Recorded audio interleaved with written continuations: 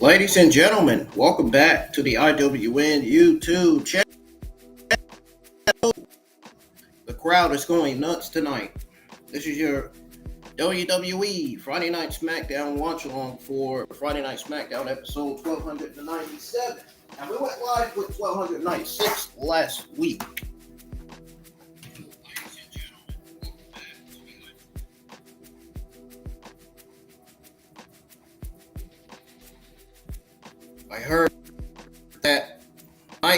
I heard from some people that the show was going to deliver tonight, and I heard from some people that the show wasn't going to deliver. I think with the Bloodline being on the show, Cody Rhodes being on the show, I think it's going to be one of the more solid SmackDown episodes we've seen in recent memory. Maybe. We have to see when the show starts. Right now, they're showing video packages of the Bloodline jumping on Cody Rhodes. So, if y'all are just now tuning in, welcome. Subscribe to the channel if you do. Turn on bell for notifications.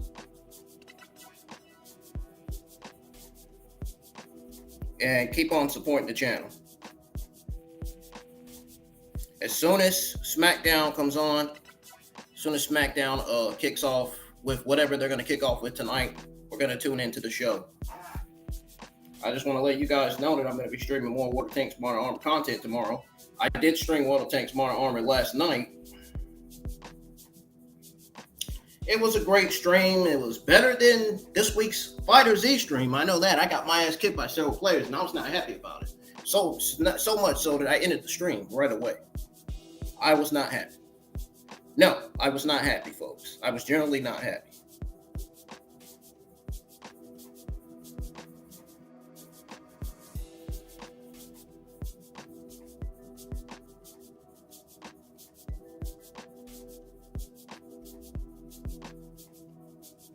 All right, guys, we're going to go ahead and tune in to SmackDown. Here we go.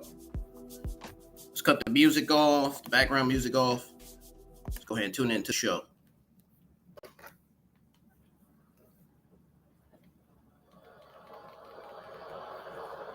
Friday Night SmackDown kicks off with the Bloodline coming out of a Cadillac. Not that you answer to me, but may I respectfully ask, where's Jacob Fatu?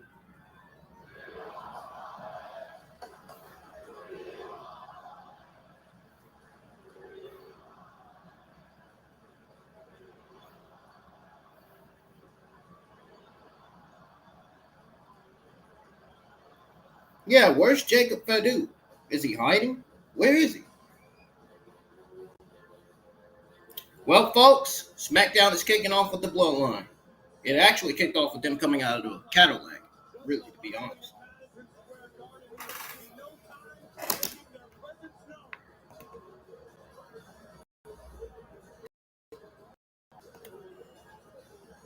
Bloodline are making their way to the ring right now.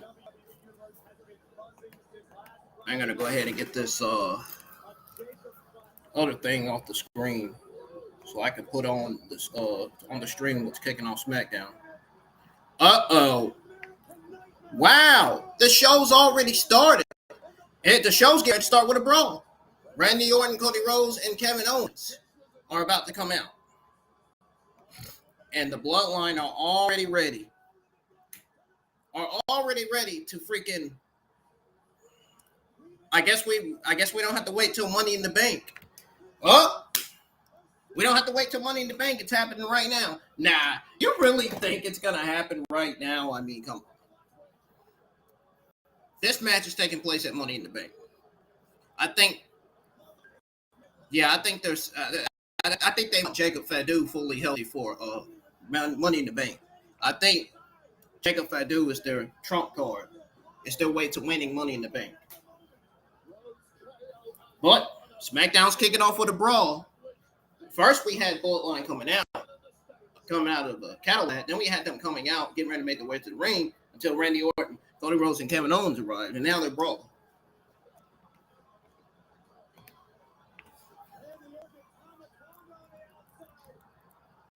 Oh, man. I think Tino's time is about to miss a great episode of SmackDown. He's one of my YouTube friends. One of my YouTube buddies. He's getting ready to miss a great episode of SmackDown. I'm done.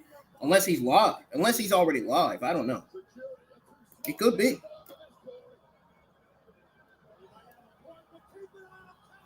Oh, yeah. He's not live for SmackDown tonight. I was told that he's moving.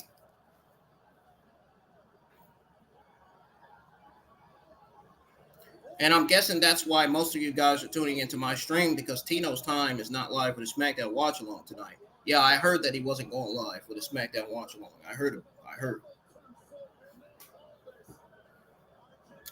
I know all the wrestling YouTube content creators that are live with their wrestling Watch Alongs right now. One of them is Wrestling Gib, and the others. Hold on. The others are Demon Diva. She's live. She's live too. And, of course, myself. You know, I'm a wrestling YouTube content creator myself, so I'm live too. That's all the wrestling YouTube content creators that I see live right now. Demon Diva and Gibbs. Those are the only two I see live.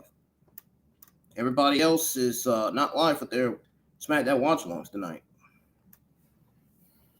SmackDown, what do you guys think of SmackDown kicking off with that brawl between the Bloodline, Cody Rhodes, Kevin Owens, and Randy Orton? You guys think they're going to book a 6-man tag team match to give us a preview of what the match is going to look like and what they're going to do in the ring? I think so, at least.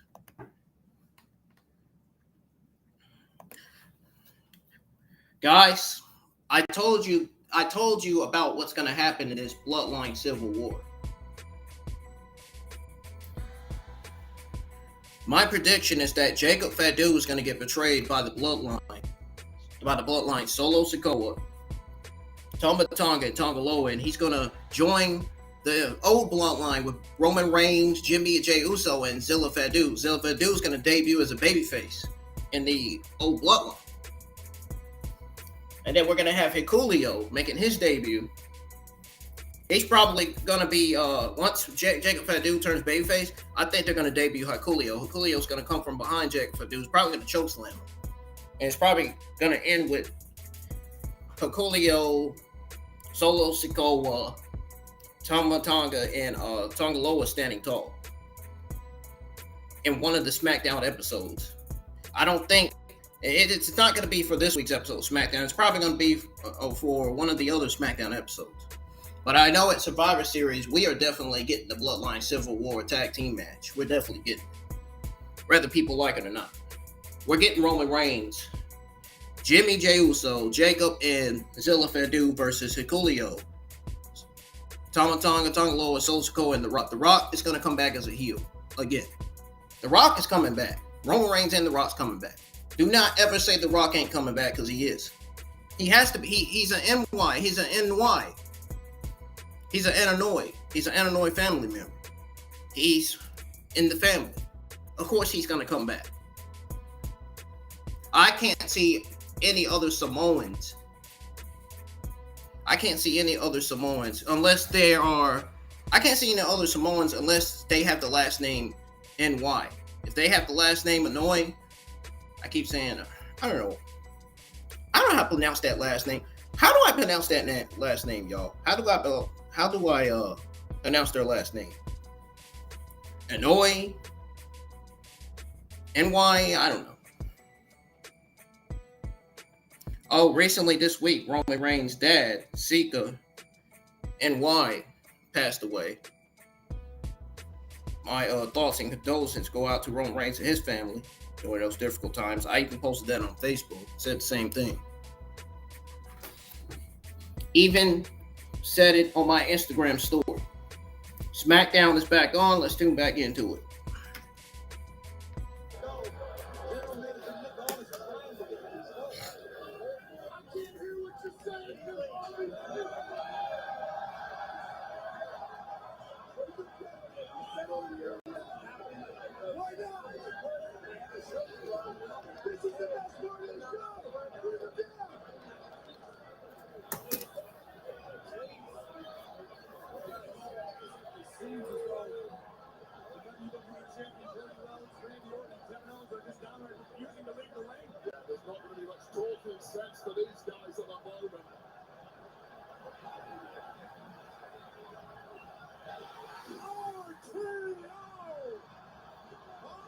There's no sense in talking to Cody Rhodes and Kevin Owens and Randy Orton out of it because they're going to wrestle and beat up the security team like they're doing now.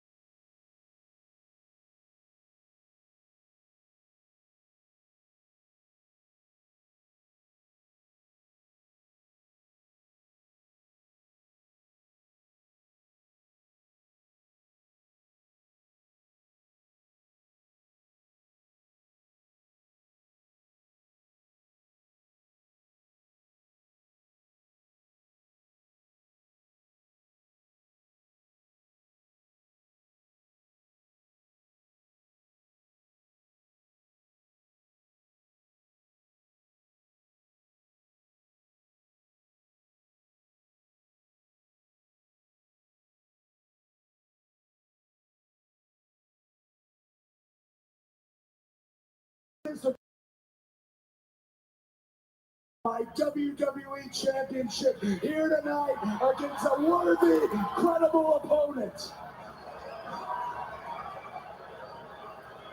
Instead of fighting a war with the Bloodline that respectfully I thought I already finished at WrestleMania.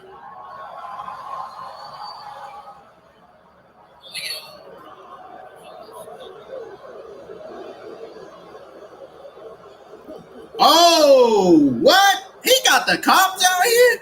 What the heck? Look at me. That Money in the Bank. I don't know why we're calling it the Bloodline, because I don't see a boss. I don't see a tribal chief. I don't see the head of the table. I see a seat filler. Well, security on climate, you level up to the NYPD's finest. Understandable decision by Nick Aldis to preserve the integrity. You heard it, folks. Keep on supporting the channel, man. I'm bringing you guys the best SmackDown content that you could get here on the channel. SmackDown watch along content. 1 week from tomorrow is going to be can't miss. Yeah, and the NYPD's finest, or indeed Toronto's finest, ain't going to be able to stop it 1 week from tomorrow. Simple rule for life. Do not fight with the cops. Finally, some sense in the mind of KO, the Viper, and the American Nightmare. All right, guys, we're going to go into SmackDown.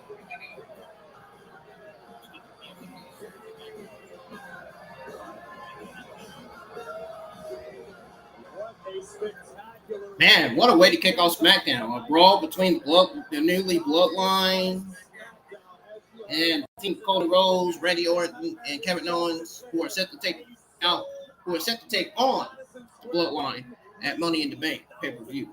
I will be live for the Money in the Bank pay-per-view, folks, next week. Wonder if it's going to be sold out for the pay-per-view or not. Insurance and Wayne, we have got so much more to come tonight. Because amidst the chaos, let's find the back to schedule. Women's Money in the Bank qualifier will see Candice LeRae, Jade Cargill, and Tiffany Stratton collide in triple threat action. High stakes, and it's up next right here on SmackDown. Make sure you guys are subscribing to the channel if you're new. Make sure you're tuning in. Let's get some more audience in here tonight, man. Seems like it's going to be one of the best.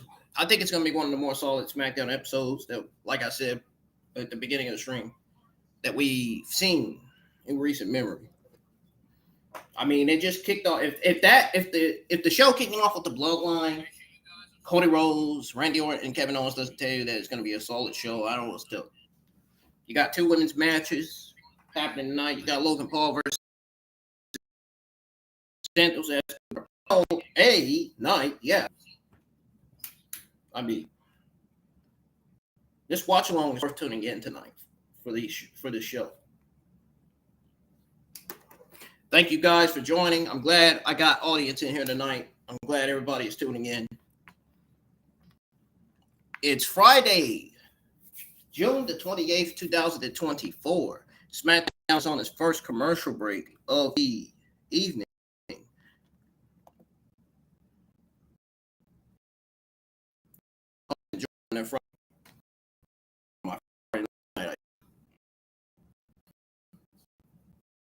Why does it say reconnecting? What's going on? It says it's reconnecting. What is this thing talking about? Don't tell me there's something wrong with the stream already. Dude, I just had 5 people in here, and the stream was working fine. There we go.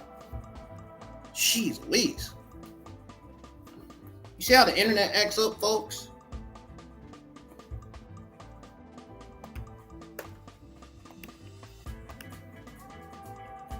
Again, SmackDown's on its first commercial break of the evening. We're going to sit here and wait until it comes back on.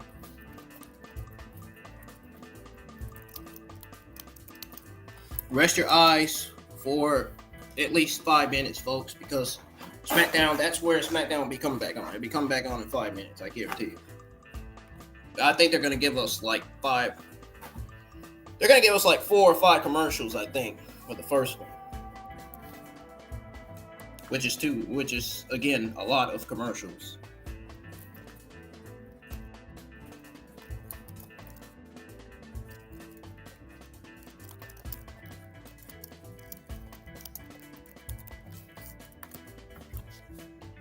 Did you guys enjoy the Bloodline,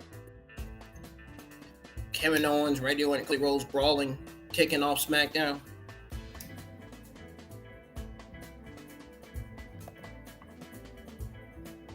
I know I did. I think it was a great way to kick off SmackDown. I was fine with it. It wasn't bad. I don't even think it should have been in the main event, to be honest.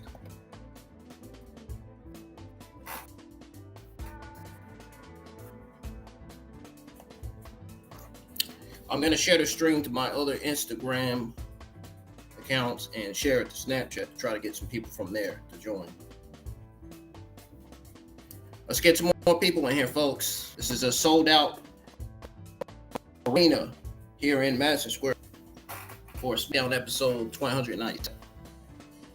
The audience that SmackDown is getting is the amount of audience.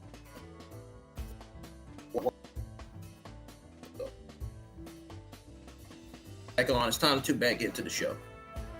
I hope everybody's enjoying it so far. First hour SmackDown, by the way. We haven't got to the second hour yet.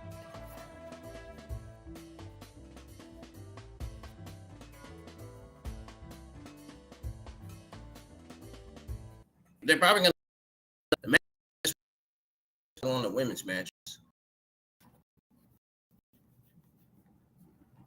Let's tune back into the show.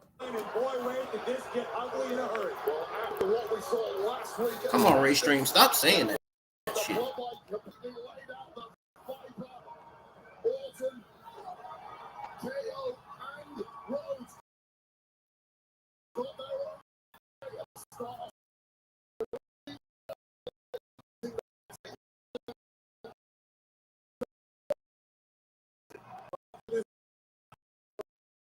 These poor security guards basically rushed in. It's absolute insanity. If you've had cracked eyes on guys like KO and Orton before, you had to know what was coming. Thankfully, NYPD's finalists showed up. Orton, Rhodes, and KO saw sense, and we've got something at least resembling calm here at the Garden.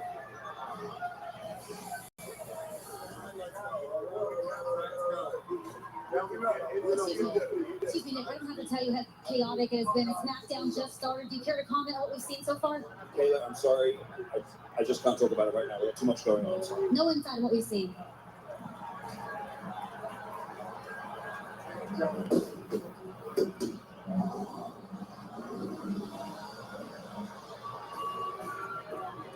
Well, this is the city that never sleeps, and all the stars are out tonight at Friday Night SmackDown, including one and only Lin-Manuel Miranda, the creator of Hamilton. An absolute sensation, Wade. Absolute king of Broadway, and what a show he has got already here tonight on SmackDown. How do you think Lin-Manuel enjoys Tippy Time? Probably lives it like the rest of us, let's be honest. The double is a women's Money in the Bank qualifying match. Makes it easy from players at Minnesota. First match that's kicking off SmackDown is one of the women's Money in the Bank qualifying matches, where it has Tiffany Stratton versus Jade Cargill versus Candice LeRae.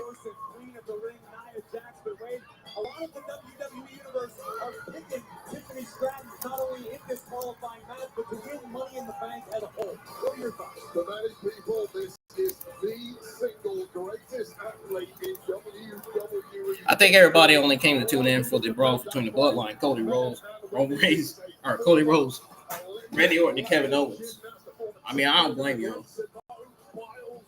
She has adapted to the world of WWE like a Dr. Walder. And believe me, this may well be already the odds-on favorite to qualify tonight and ultimately win the Money in the Bank contract. Comes Candice LeRae.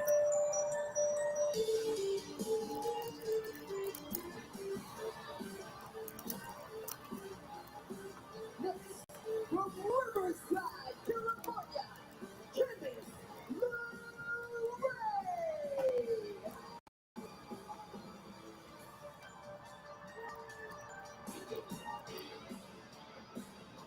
Friday Night SmackDown is sponsored in part by Call of Duty Mobile. Download Call of Duty Mobile for free and get limited time rewards. Where Candice LeRae, a superstar who's been scratching and clawing for an opportunity for a long time here in WWE. Oh yeah, I'm sure she has. Talk about the possibility of money in the bank changing a superstar's career. How true is that for someone like Candice LeRae, who hasn't necessarily had the success she sought? Yeah, Candice LeRae's been very unhappy in recent months. There's complete lack of progress for what she would expect of herself career-wise. She's a veteran. She's won a lot of championships, including in NXT. And tonight could be the night when she sets her pathway to the very top. A storm is coming.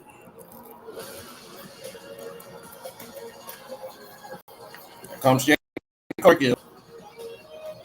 Many people said botched at the other pay-per-view the last time, from what I heard. My question is, what move did she botch going up against Alpha Fray and Isla Dawn for the WWE Women's Tag Team Championship? That's my question. What is everybody in the wrestling community on Facebook, Instagram, and YouTube talking about? What you do here in Madison Square Garden can live on forever. How do you see Jade faring tonight, Ray? How did she botch? To see how Jade Somebody please enlighten me. since Clash of the Castle where her and Bella lost the women's tag championship. They're a rematch in the not too distant future. We'll see if that happens. However, Corey, this is really the first piece of adversity that Jade Cargill has come across in her time here on SmackDown. I mean, it's a real bounce back opportunity in the biggest way possible. Wade, is it a possibility that Jade Cargill is still too focused on the WWE Women's Tag Team Championship, focused on the fact that she came up short on a premium live event, or do you think Cargill has compartmentalized to move on? Yeah, it can really hurt a superstar's career, especially when they haven't had a lot of reps here, like Cargill, but she is out of the blocks hot. Nice start. Sometimes raw power is a hell of a substitute for experience, as Cargill has shown on multiple occasions. Oh, gotta get the advantage in this match. Who Candice LeRae, a world-traveled grappler. I mean, let's be honest, physically, Candice LeRae is just no match for Stratton and Cargill, two tremendous athletes. Not that Candice LeRae is not a superb athlete in her own right, but she has to be smart and crafty to win this one. I like the opening bell by Stratton and LeRae forces to take out the powerhouse Cargill. Yeah, it's a smart thing you can do here. Clearly, still a time that bell rings, take her out early and turn this into a one-on-one matchup. Women's Money in the Bank qualifying matchup, obviously being contested under triple threat rules. The only way to win is by pinfall or submission, no countout, no disqualification. And right now, Candice LeRae is caught in the power of the storm. Yeah, no matter what you throw at this woman, she seems to find an answer. And when Wow! when you have the physical gift that Jade Cargill does, it just sometimes seems so easy. Take another look at the super kick that may have just kicked Tiffany's bicuspids to the ground. Look at this power! Wow, look at the power of Jade Cargill. LeRae tossed to the outside, taking out. This is who's taking over SmackDown right now. This is who's taking over this women's triple threat match. Whoa, wait a second. Nia Jax. Oh, boy. Oh, and look behind her. Behind her is the EST of WWE, Bianca Belair.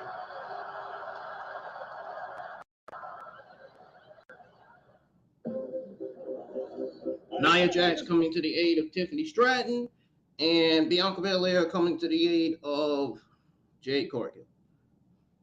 And I guarantee you, Indy Hartwell's probably going to come to the aid of Candice LeRae more than likely. That is more than likely going to happen. Maybe. We will have to see. So, right now,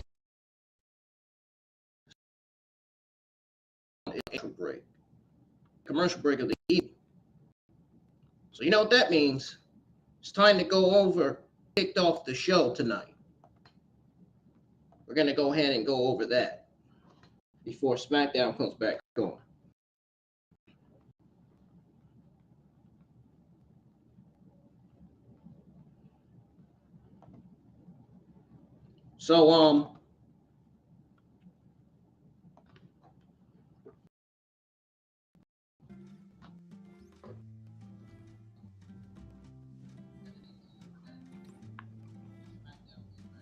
So, this week's show opened up with shots of superstars arriving at Madison Square Garden and a video recapping Jacob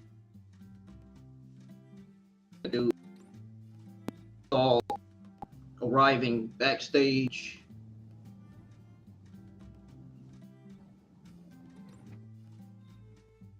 The only person backstage was Jacob Fatu.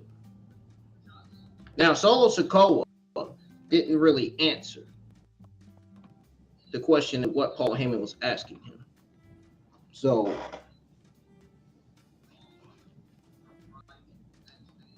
he just walked, him and his newly members just walked to the ring.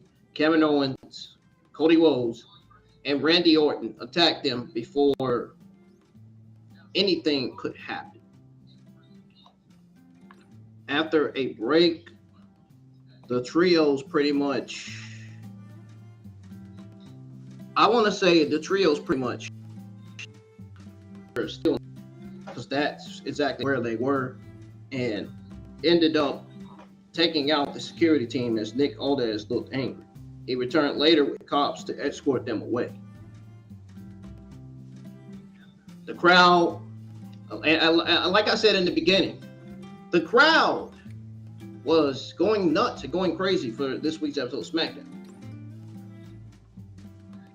And they were hot for all of this. It got the show started with a lot of energy.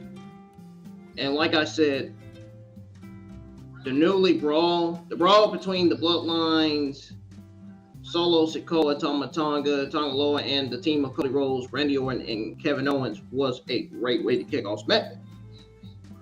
I'm saying it again because it's the truth.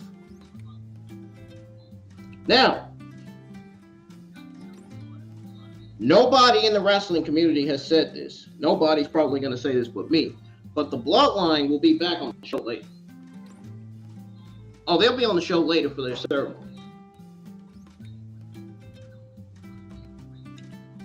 More than likely, Orton, Rose, and Owens probably won't be far away. So this was a great way to kick off the show. We're going to tune in back to SmackDown where we got one of the women's triple threat Money in the Bank qualifying women's match happening. So let's tune back into that. Jax is out here supporting Tiffany Stratton, and I would say, of course, Belair out here supporting Jade Cargill. Oh, it was athleticism by LeRae to spike Stratton with a DDT into the cover, hook of the leg. And Cargill keeps this one alive for the... Both women on the outside have been something of a destruction at times and not involved themselves physically at all. All the action taking place inside those ropes. Thankfully, I got it on the screen. What match is kicking off the show tonight? And the power to match, whipping LeRae into the turnbuckle. And it could be Tiffany time for Jade Cargill. Power, technique, speed, and precision. Tiffany can do it all. And thank you to the people that subscribed to the channel not too long ago. Before the show, not too long ago when the show started, I had 2 new subscribers. So thank you to those people that subscribed. Let's keep getting more subscribers, man. Keep on supporting the channel. Candice LeRae preserving her own opportunities to head to Toronto for the Money in the Bank ladder match. Don't forget to like all my YouTube community tab posts. Comment on those as well. I got a YouTube schedule already ready to post for next week on the YouTube community tab. So make sure you tune in and check that out next week when that gets posted. But I want to question this strategy against someone as powerful as Cargill. Underestimating the powers of recovery. of Jade Cargill, who looks back to 100%. Oh, Jade Cargill got Tiffany Stratton in the corner. Got Spears in the corner. And now she's done gave Candice LeRae a bear hug in the corner. Oh, Cargill got sent out the ring. And now it's just only Tiffany Stratton and Candice LeRae. Nia Jax is not too far away. I wonder how this is going to go. Keep your eyes on the ESP. Turn around, Queen. And we got the EST and Nia Jax arguing again at ringside. Don't do it, Jay. You're going to run into... I told you Indy Hartwell was going to come out. What did I tell y'all was going to happen? See? I told you guys right before the commercial break that Indy Hartwell was going to come out to the aid of Candice LeRae to try to help her win the match. But now Tiffany Stratton is in the ring, and now, Candice LeRae is warming her up. And Tiffany Stratton kicks out. Jade Cargill is out cold, so now is your chance. Shock the world. Moonsault by the poison pit. He bees up the bat. Could it be Tiffany time? Yeah, Tiffany's definitely winning this match.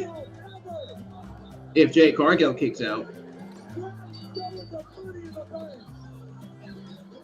Damn, that match ended quick. Jade Cargill didn't even come back to break up the pin.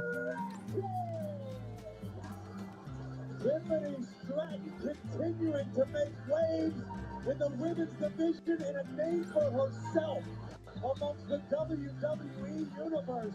I thought Jade Cargill was going to come in the ring and try to break it up, but that didn't happen.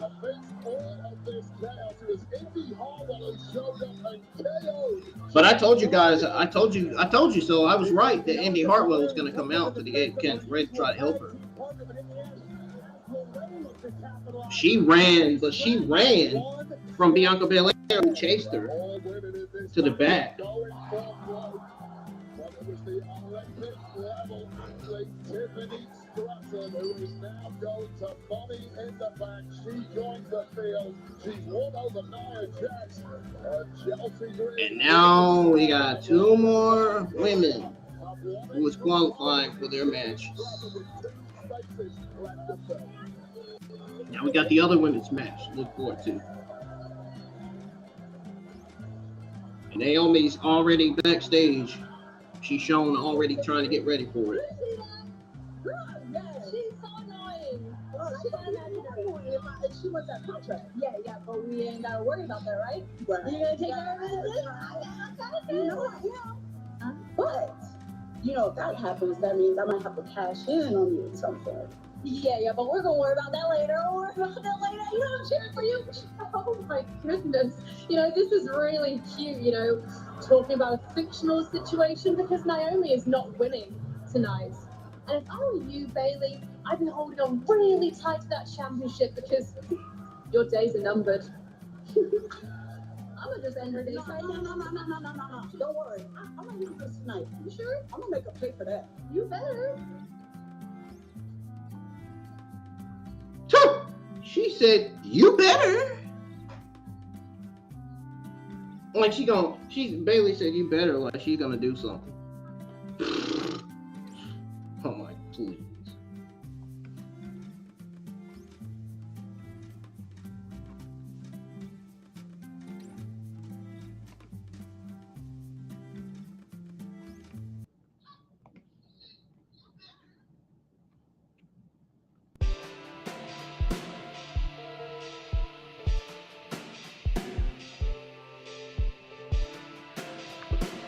SmackDown on this third commercial break.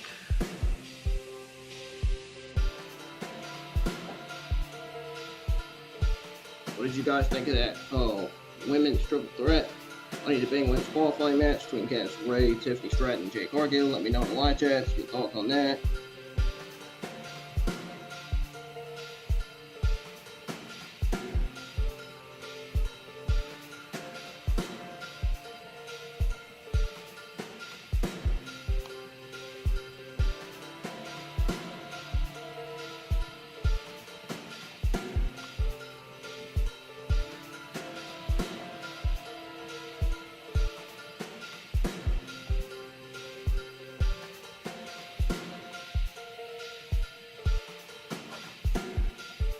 You guys are awesome.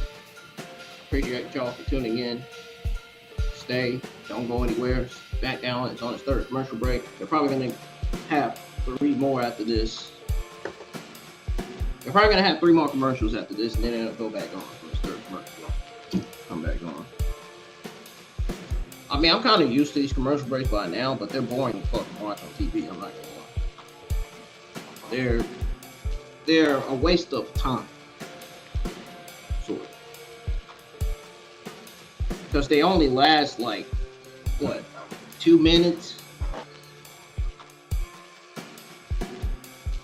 For this women like that with it. So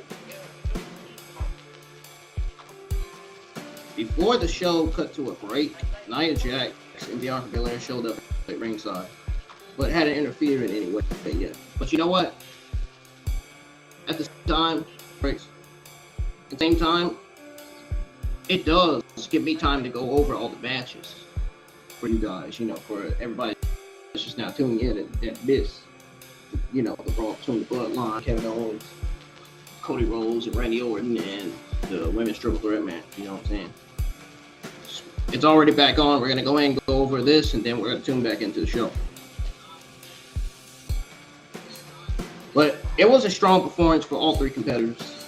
Ray's veteran experience came in handy. I don't even think the fans still recognize him. Stratton and Cargill didn't need help looking through it. Belair prevented Jax from attacking Cargill. Eddie Hartwell shoved her into the ring post while the EST was talking to the ref. It ended up leading to Tiffy hitting her trademark moonsault on the Poison Plexi for the win. Right now, SmackDown is showing Nick Aldis backstage in the office, in his office with Angelo Dawkins, Montez Ford, and B-Fat. Not sure what they're talking about, but we'll go over it whenever it goes to another commercial break.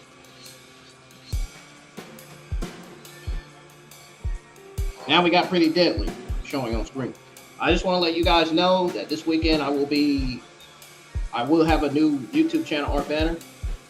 I was going to do it on the first day of summer, but I ended up changing my mind. I ended up pushing it to this weekend. So I'm going to be working on my new YouTube channel art banner this weekend. I already got a background that I want. And I'm going to have a new profile as well. New YouTube profile. So it's the summer now, and now this gives me time to work on my YouTube channel art banner. It's going to look great. It's going to have your favorite Dragon Ball Super characters on there. It's going to have your favorite wrestlers on there. And it might just have your favorite tanks on there. I might just put some of my favorite tanks on there. I don't know. We'll see. We'll see. Might put some of my favorite tanks on there. Like the Ruthless. That's one of them. And the Dreadnought's another one because it does great damage. The Creature.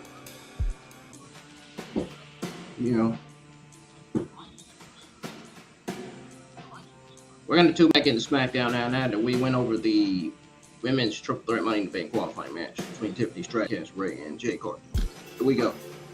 Coming up next, we have another on the men's side of things. But as opposed to some of the other qualifiers, this triple threat is deeply personal. Find out what I mean in our Progressive Match Flow. Match Flow is sponsored by Progressive, a triple threat of protection with home, auto, and more. Let me talk to him. Logan Paul. I looked right down the barrel a couple weeks ago, and I said, I want that United States Championship.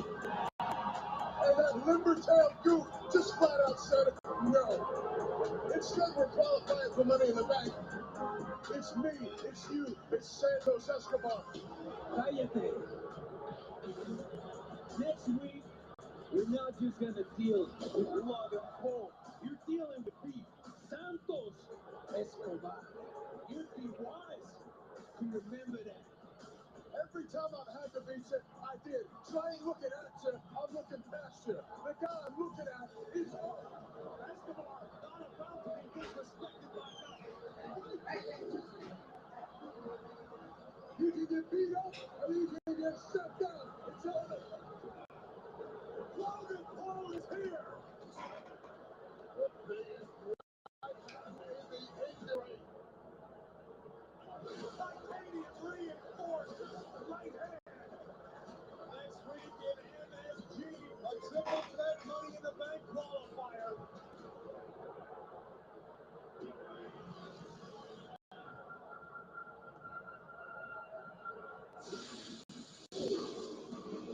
Well, Wade, tensions certainly running high ahead of this men's Money in the Bank qualifying triple threat match.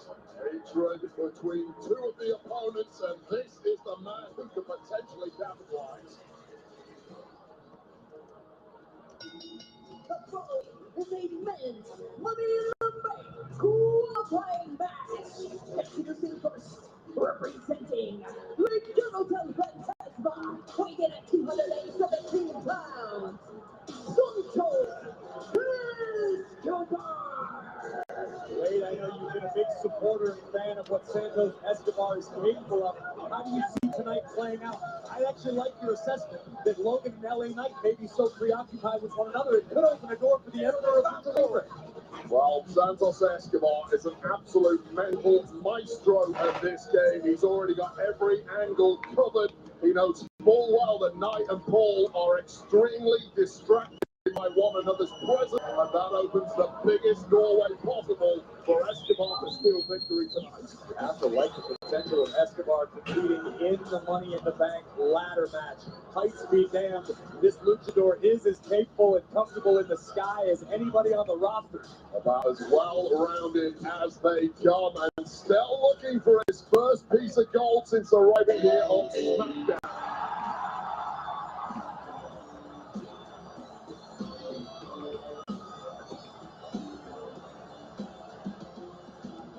Next, from Los Angeles, California, weighing in at 240 pounds, Yeah. LA Knight has been on a mission to get his hands on the United States champion Logan Paul. But from the sounds of it, I like that. Yeah. just as excited as LA Knight, Wade. Well, a frenzy takes over any arena on planet Earth when the megastar comes to town. On top of the megastars. It's Jalen Brunson, number 11, from your New York Knicks. Here ringside, Jalen keep an eye on Bronson from the New York Knicks You think Jalen Brunson is in the arena tonight. Well, Jalen Brunson might be the only person in Madison Square Garden who could equal the kind of reaction that LA Knight gets. Well, the third part of this triple threat match will make his entrance in minutes. Who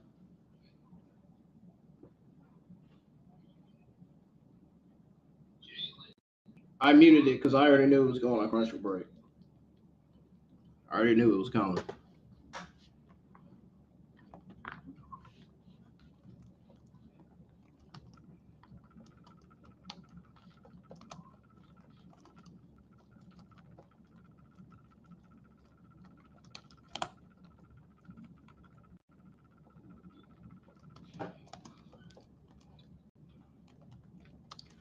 Woo!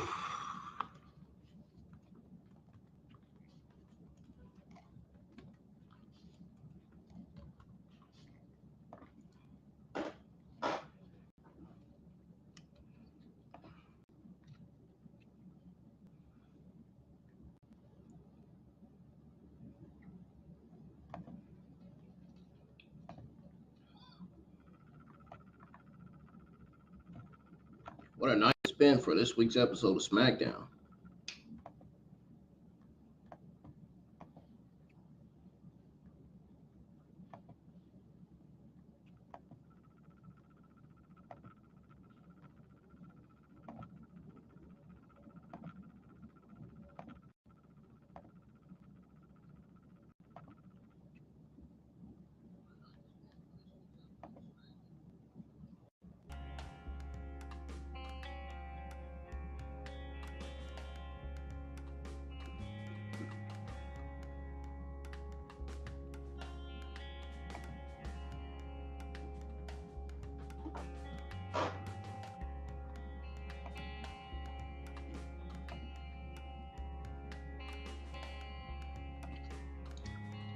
SmackDown's been a solid episode so far. So far, I'm giving it a B minus so far. For right now, I am.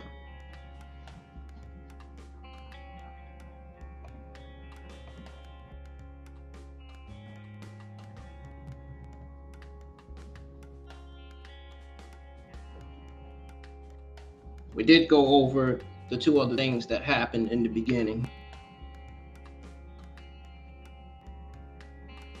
So we're going to sit here and wait until SmackDown comes back on. I'm going to be right back.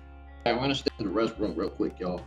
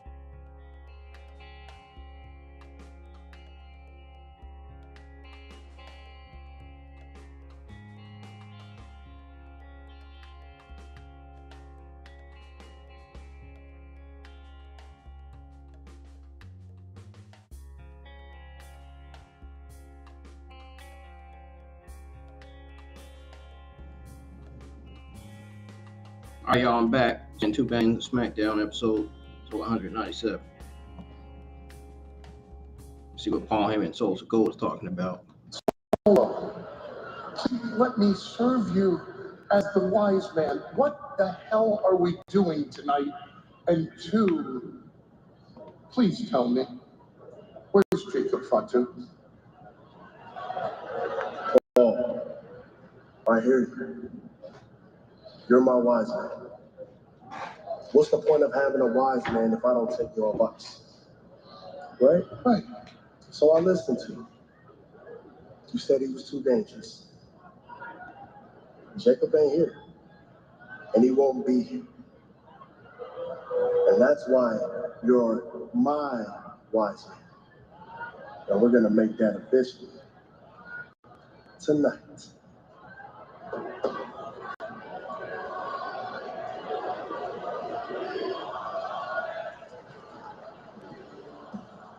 We are sold out tonight in Madison Square Garden. 19,701 fans on hand. I think he's going to be set up. Do you guys think Paul Heyman's going to be set up tonight? I think he is. This year, we're only halfway done. Well, it's about the hottest thing in entertainment. You want tickets to wake up the town, you better move fast or you will be disappointed. Well, here's a man who never disappoints.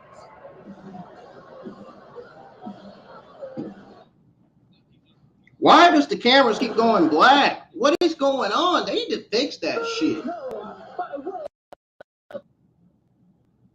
This is getting ridiculous.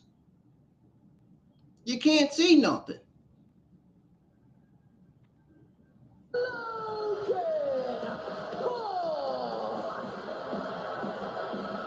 Don't wonder why SmackDown's going to lose their TV deal with Fox. Look at how the cameras are doing. Madison Square Garden.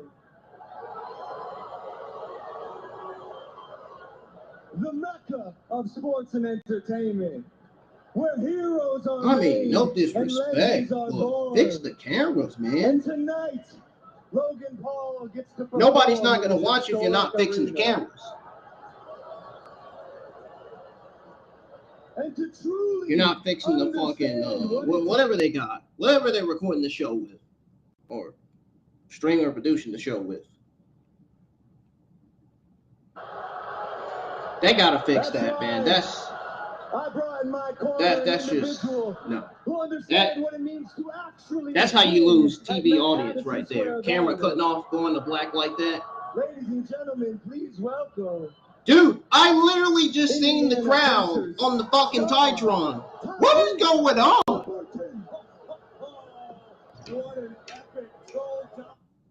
They need to get a camera. They need Duke Energy or something, man, because their cameras are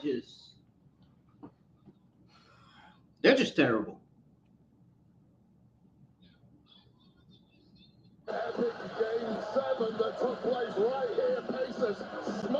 I mean, you mean to tell me Corey Graves and Rain Barron ain't seeing what's going on? You mean to tell me they don't know the cameras are going black? And they're not taking note on that? And they're not letting the cameraman know that the camera keeps going black? The show keeps going black? That's great. Yeah, but if there's one thing we know about Logan Paul, this man can multitask like no other. We might need to get some security out here again. Help bring the NYPD back. Halliburton and Brunson with a stare down.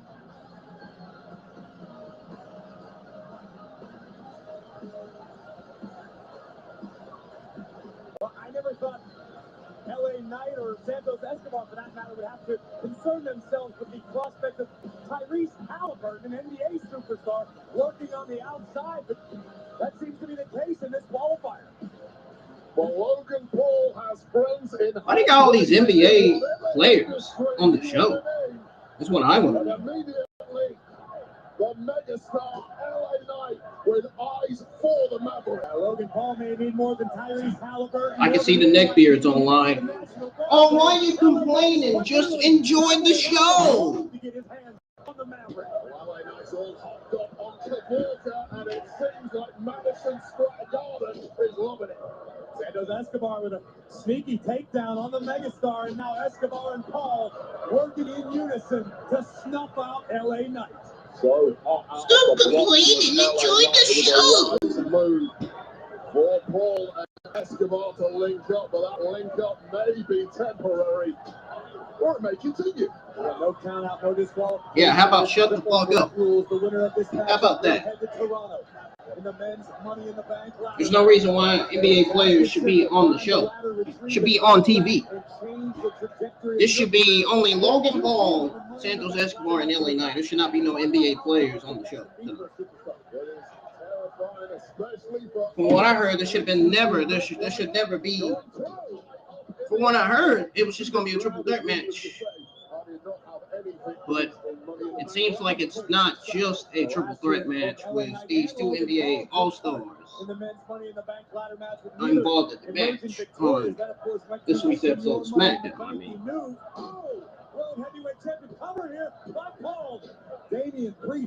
maybe Tyrese is going to turn on Logan Paul if he doesn't win. Maybe he's going to turn on him. We'll have to see. But that's no reason to have an NBA All-Star out here. Oh, maybe because a lot of the WWE superstars have been watching the NBA draft. The NBA draft was this week. Recently. It was recently this week. I think it was today, as a matter of fact. But I know it was this week. because I was told that the NBA draft took place this week. The NBA draft for 2014.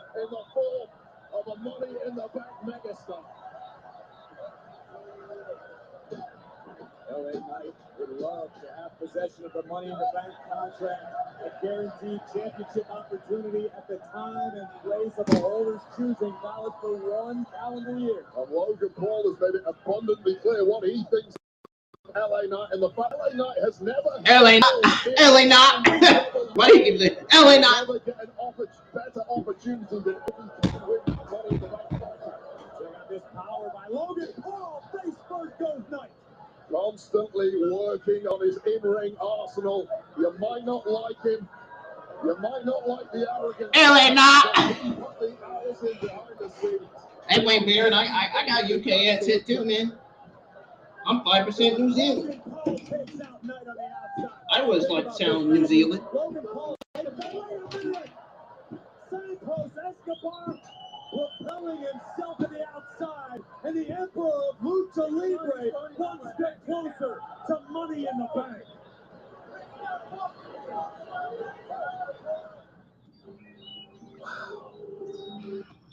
SmackDown's on its 5th commercial break of the evening. I'm going to play that OMG game again to see what kind of DNA ancestry reports am I going to get this time. It's a very good game to play. You guys should go on Facebook and actually play that. It keeps scrolling down and you'll see where it says your name and DNA ancestry report beside your name. OMG is a really good game on Facebook to play, man. It's a good game for you to know your personality, to know who your real soulmate to be, what your ancestry is, you know. Yeah. I mean, that's the only favorite thing that I love about playing the game. That I love about playing OMG is the DNA ancestry.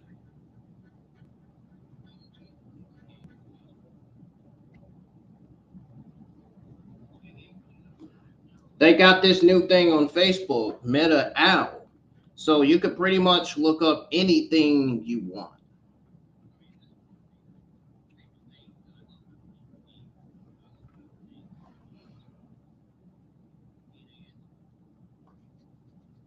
What do you guys think about the Meta Owl thing on Facebook, on the Facebook Messenger?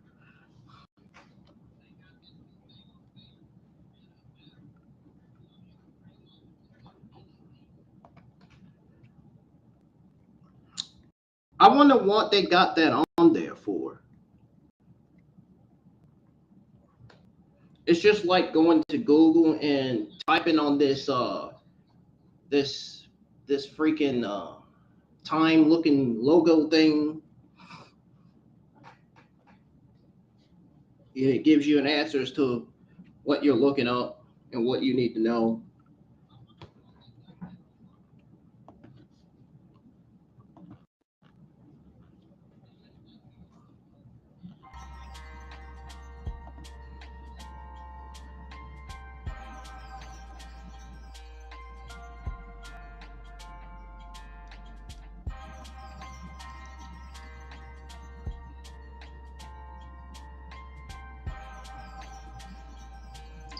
All right, SmackDown's back on.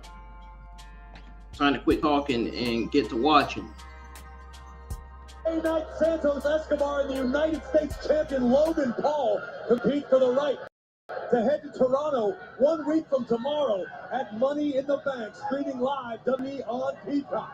We wait throughout the break.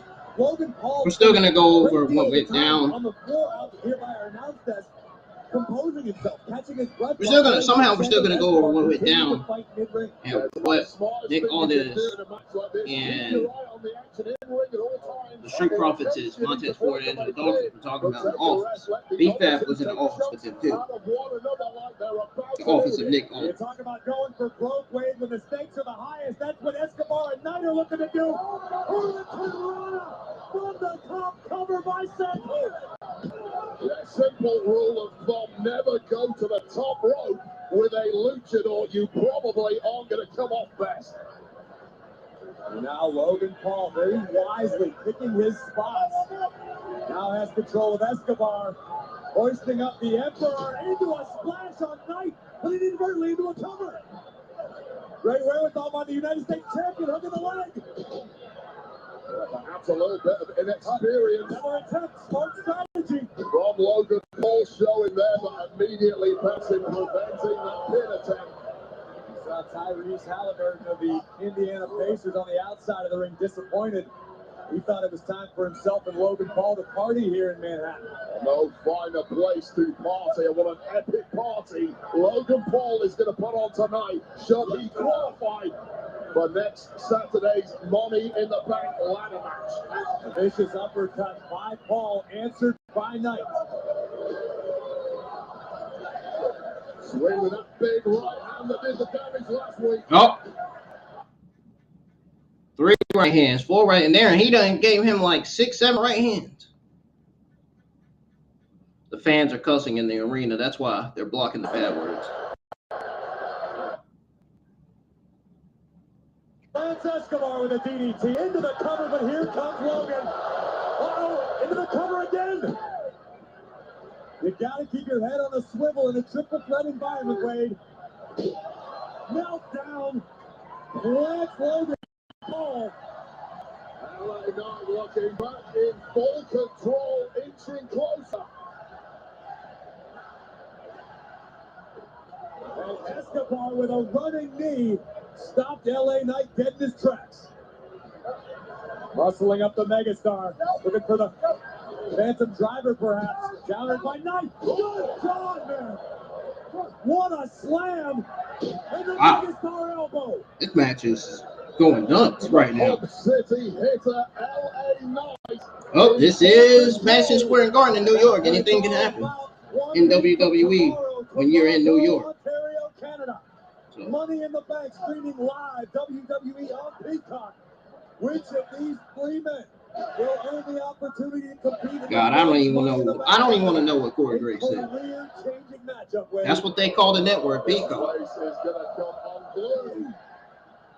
Oh, Escobar with the double knees in the corner. Might be looking to steal this one. Go for that phantom driver. There it is.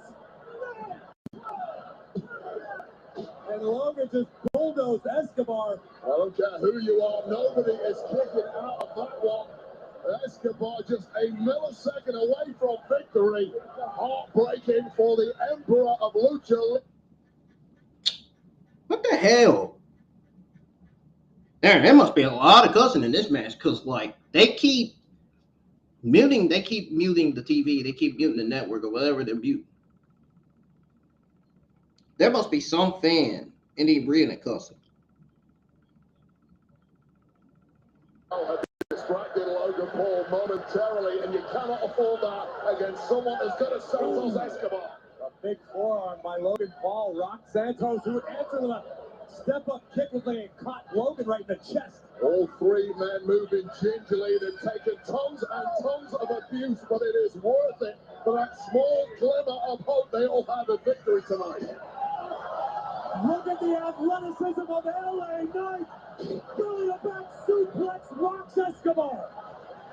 Both men laying prone, however, but not breaks up. Swanton by Paul. LA Knight kicked out. He kicked out, Ray. That was about as late a kick out as humanly possible after Logan LA Knight kicked out. What a crazy swanton bomb from Logan Paul is giving orders to Tyrese.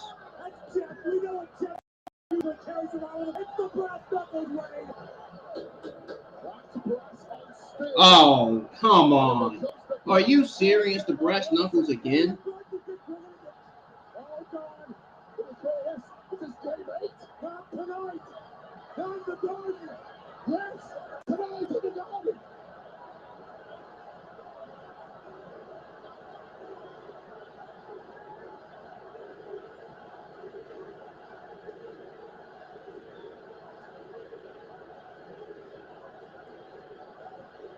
Jalen Brunson may have just interrupted the interference of Tyrese Halliburton. Double knees by Escobar. Just caught Logan in the corner. Logan Paul crucially did not get the box. No! Nobody home for Santos. BFT! Logan looking to play spoiler again. O'Connor roll. Shoulders down. Knight reverses. LA Knight's going to Toronto. Here is your winner. LA Knight's going to Toronto. Well, Logan Paul was trying every dirty trick in the book, but it was LA Knight who beat him in his own game there. Unbelievable turn of events tonight in New York City as LA Knight has punched his ticket to the men's Money in the Bank. And it's left with one more person to punch their ticket Celebrate too soon. Well, the LA Knight owes a debt of to gratitude Money in the to Bank. Jalen Brunson of the New York Knicks, but Halliburton of the Pacers still has the brass knucks.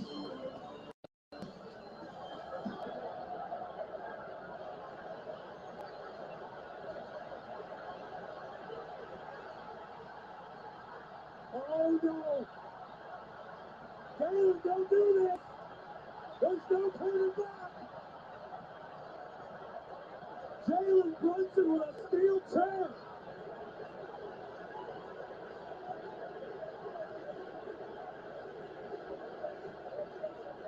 Somebody get the convention around the farm!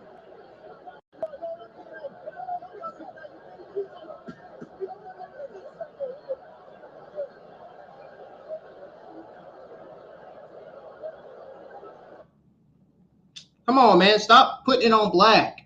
Damn.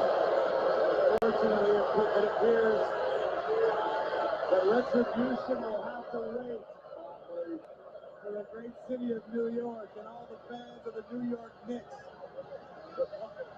That's it. Tyrese Halliburton being the bigger man. These people don't deserve it. Well, hey, respect to Jalen Brunson for stepping up when he had to. That man was ready to throw down tonight. Defending the Garden tonight, Jalen Brunson and LA Knight. Yeah. I'll be back.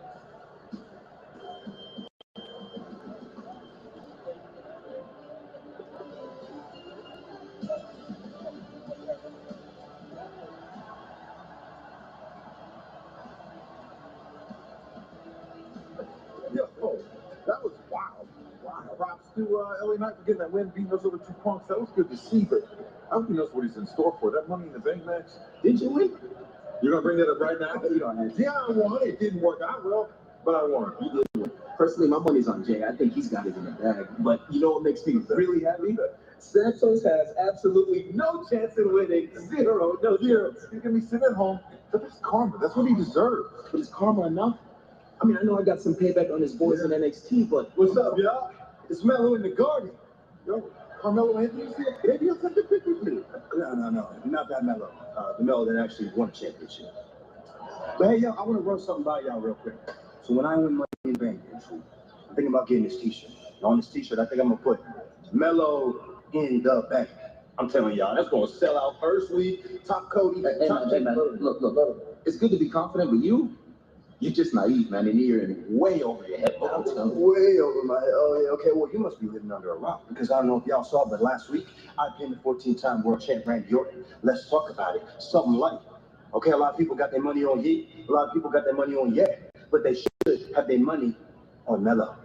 Take that to the bank. Now, I definitely don't have my money. Look, I'm a betting man. He got no shots.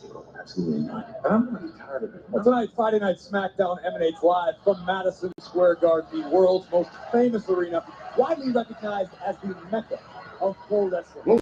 This week, we must take a moment to pay our respects to a man who personified the unpredictability of Sika and Y. a man perhaps now best known as the father of Roman Reigns, but for decades, he dominated this arena and so many others as one half the most feared tag team of all time. Sika on Hawaii. On Hawaii. Sika and Y. My condolences go out to Roman Reigns and his family during these difficult times. Ferocious, influential, iconic. Man, I know Roman Reigns got to be hurt from that. Countless ways to describe From his father's death, man, he's got to be just. He's got to be absolutely sad. WWE is deeply saddened to learn a passing of Leati Sika Anoa'i, a patriarch of this legendary bloodline who established a legacy of dominance with one of the most imposing tag teams of all time. Known simply as Sika, he was born and raised on the Pacific island of Samoa before relocating to San Francisco, California. Trained by his brother Arthur, the two would go on to form the renowned tag team, the Wild Samoans. I remember as a kid being scared to death of these two. Two guys come walking in with his hair out to here. I mean, they're just monsters. Alpha and Sika were the enforcers of the industry. You wanted to break in, you had to go through them. Throughout their 30-year career, the Wild Samoans would hold an astonishing 21 tag team championships. It's great that WWE is bringing this up. Tag teams of the era. We are the one. No matter what the fans think. What's going to happen? Ultimately being inducted into the WWE Hall of Fame Class of 2007. One of the great tag teams in WWE history, and they were also one of the pillars of the Anoa'i Samoan dynasty. Following in the footsteps of his uncle, High Chief Peter Maivia, Sika showcased an incredible talent and tenacity of the Samoan culture, instilling a relentless work ethic to a long lineage of Samoan superstars, including Sika's own son, Joe Anoa'i, better known as Roman Reigns. Sika was so proud of him. So proud of him. I think Roman has taken a lot of the traits from his dad because behind that persona there's a very gentle man. An embodiment of strength, unity, and excellence.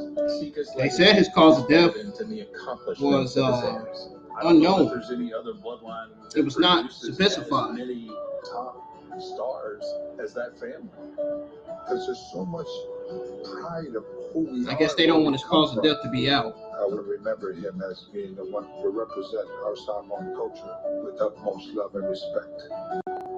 He will be remembered as a caring brother, a loving father, and a proud grandfather.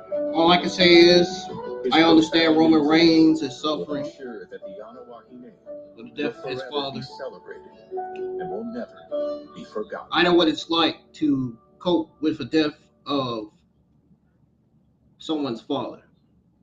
My father died 2 years ago. It's so easy to get your win. I wonder how Roman Reigns is coping with his father's death. I just do. He's probably coping it the same way that I coped with my father's death. Let me remind you guys, my father died 2 years ago. This year was the second anniversary without my father. So, second anniversary Father's Day without my father.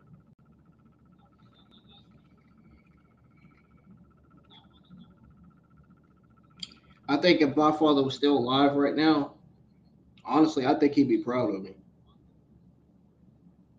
I mean, I've done so much in my life. Graduated for my parents. I only did it for my parents.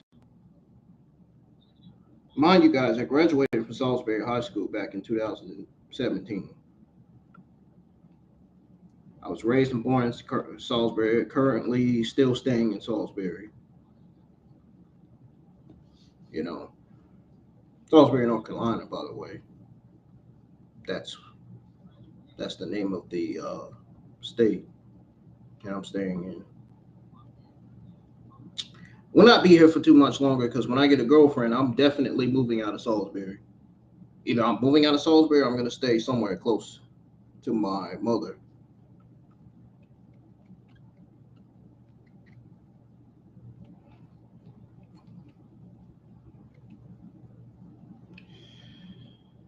Too much violence going on at night. Too many weird people walking around the neighborhood. People everywhere you go, it's people you've never seen before. And it's just ridiculous.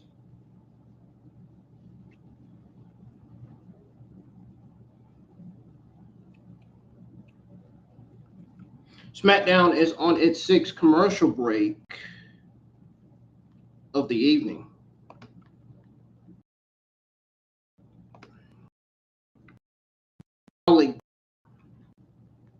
I'm going to go ahead and go over this men's Money in the Bank triple threat match real quick, real fast.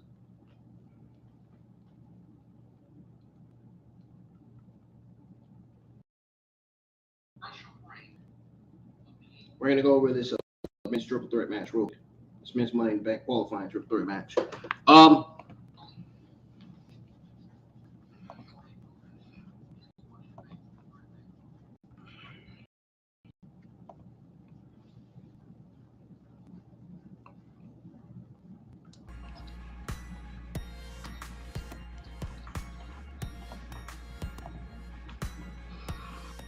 So,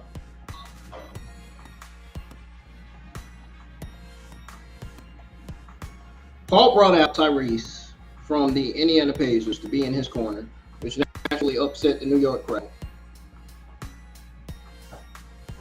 Paul and Escobar formed a alliance to team up on night, but it only lasted a couple of minutes. Social media megastar turned on the leader of Legado del Fantasma, tossed him out of the ring. This last bout,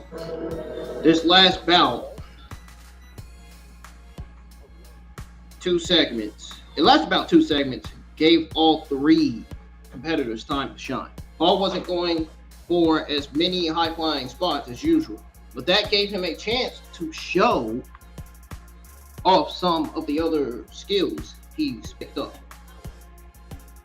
The ending wasn't as easy to predict as most bouts because all 3 men would make sense to include in Money in the Bank this year.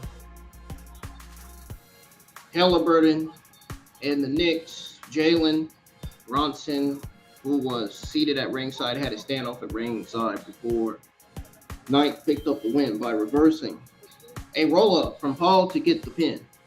Knight and Bronson stood side by side and made Paul and Paul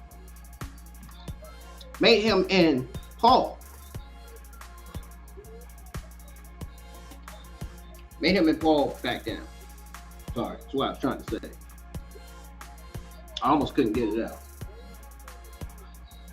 So that's what happened with the men's Money in the Bank qualifying triple threat match.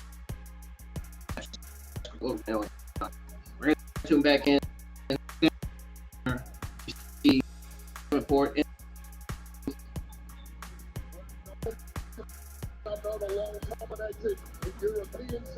Happening right now is the women's Money in the Bank qualifying match. Ring right now.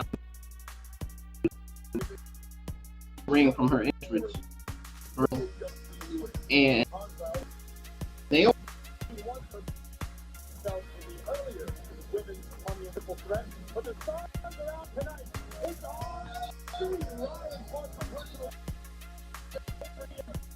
special ESPN analyst Ryan the house tonight.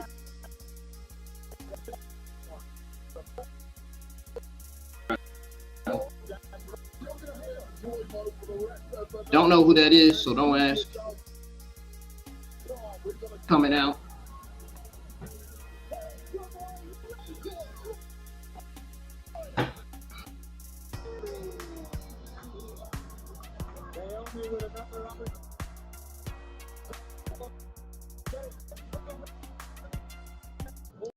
Back in.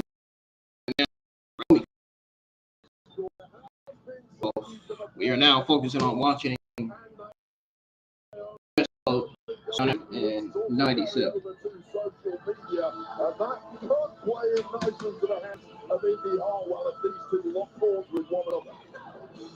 Let me know if you guys can hear or not.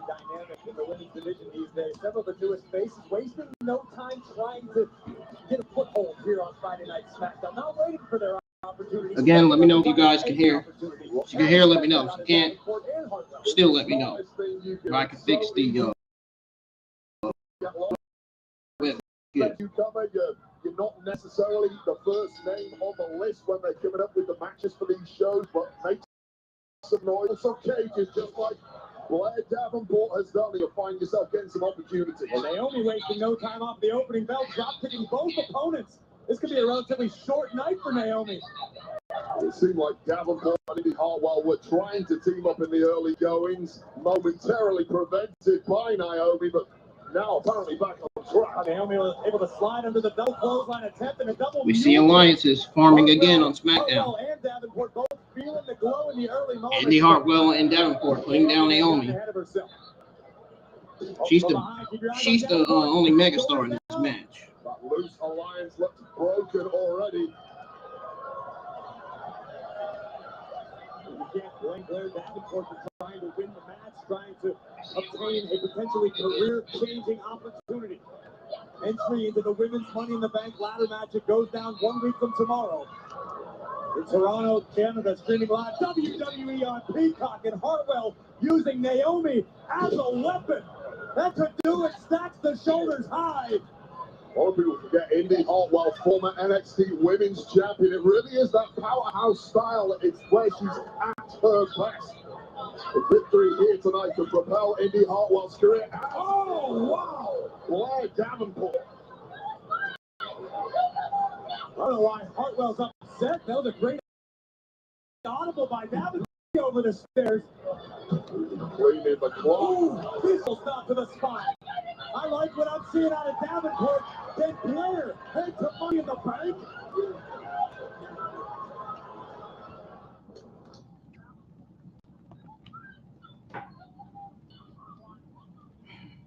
It sounds like she's speaking that UK language. Something I'm all too familiar with.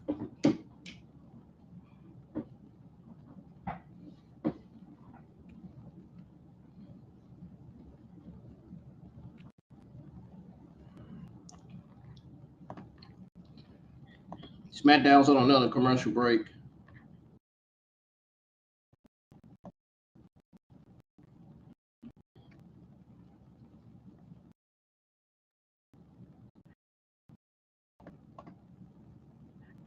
So we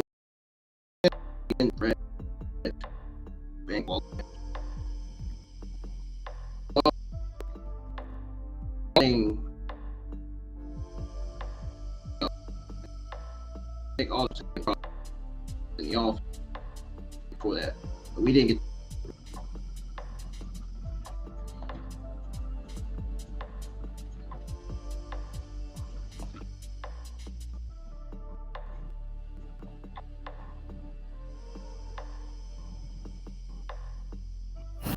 Go over what Nick and I don't know. That's had Nick.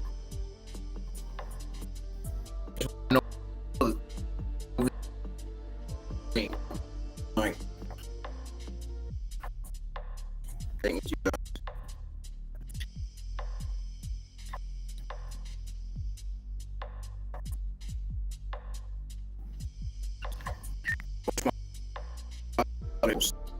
Stop.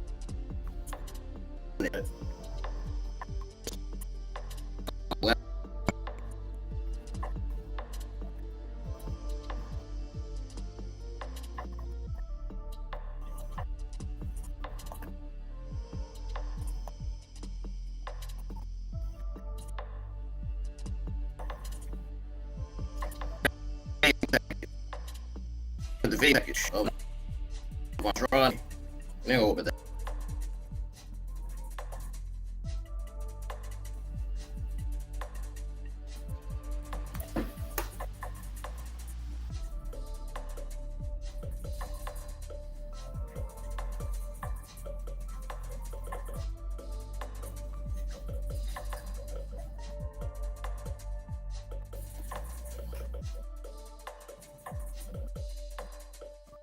So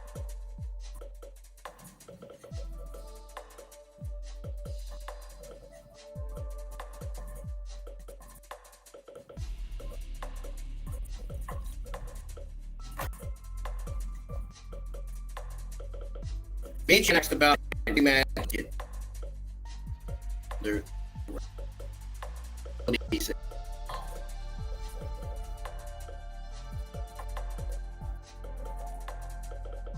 Street Profits. It said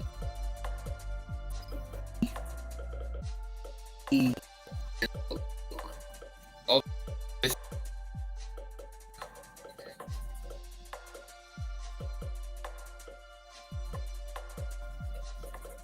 So rematch, all this consideration.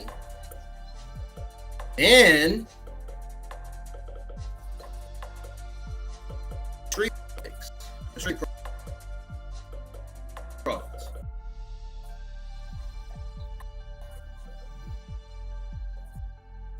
Beef having the Street Profits walked in. They all they said it wasn't happening. Pretty Deadly walked up, offered the corners, offer. Instead, the match was made. Baron and Graves then tossed to a video package recapping LA Knight. It's at the segment from last week.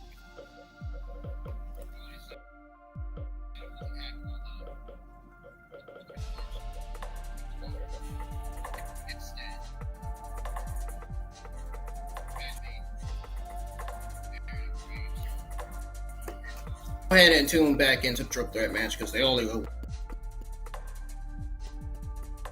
Yeah, it was.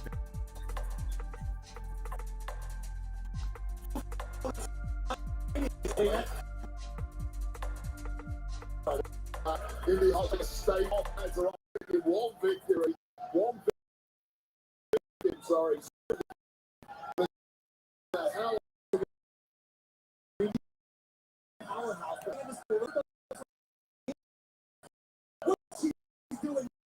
He was in a moment of victory. Up, down. Oh, double. Moonsault, nobody. Good Lord, it is breaking down in a hurry. Wait, I can't keep track of who's doing what. Well, Blair Davenport is a woman who's waited years for this opportunity. Falcon Arrow, and this might be the moment. And Hartwell keeps the opportunity alive for herself and both opponents. All three women done absolutely everything that this is perhaps nothing left in any of the tanks. All three right for the pickings at this point. Who has what it takes? Which is three? The money. Naomi, of course, a former time World WWE. Oh, the one with the pedigree. She might not. Moved by Hartwell. And again, Indi Hartwell looks tentative, Wade. Like she destroys something and isn't sure what to do with it. Guidance that she usually gets from Candice LeRae that's not. Wow. And Naomi was going to give Indi guidance straight down, face first, into the mat. And a rebound kick by Naomi. Well, Davenport had the right idea. She didn't factor in the athleticism of Naomi. Davenport, a rather lethal technician in her own right, looking for the knee, but Hartwell a step ahead. Powers Davenport out of the ring and swung Blair into the ring stairs. Face first bouncing off there. And now Indi Hartwell doing some real damage to all opponents at this point. Pick one, get her in the ring and finish the job. Again, it seems like the attention of Indi Hartwell's divided. She seems to be favoring her hand, keeping her eyes up. Oh, this could make a lot of sense. Now I understand. Well, it was Indi Hartwell who took out Jade Cargill a little earlier. Well, this is some payback for you. No doubt about it. Not some payback. This is an overabundance. Plenty and then some. Lots of payback from Jade Cargill for Indi Hartwell.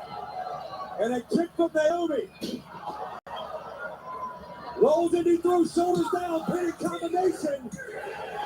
And Naomi does it. Here is the winner, Naomi.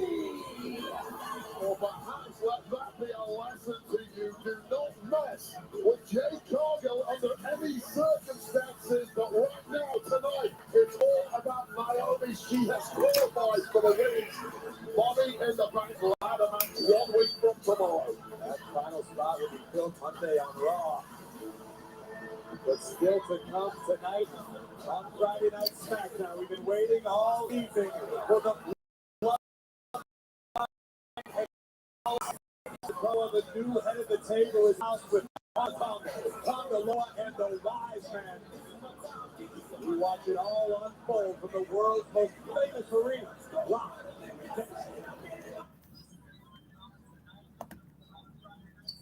So we're going to go over what all happened backstage because I didn't get to go over clearly because the audio was skipping when I was going over it.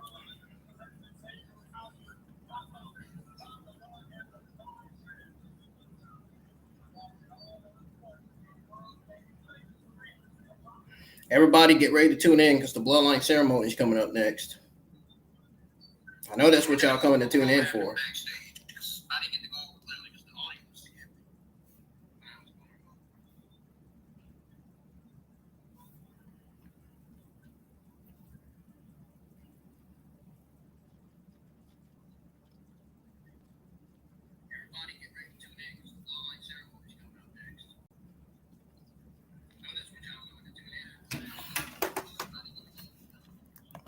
All right.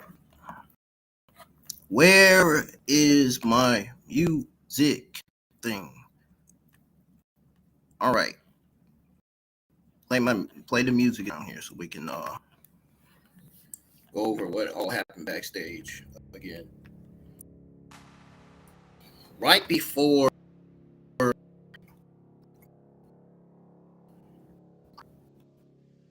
Logan Paul, Santos Escobar, LA Knight, Money in the Bank men's qualifying triple threat match.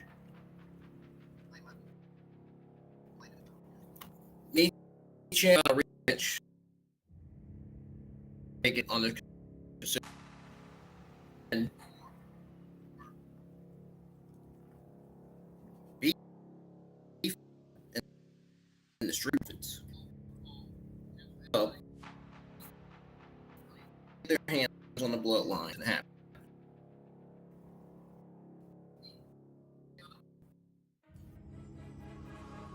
He did. It's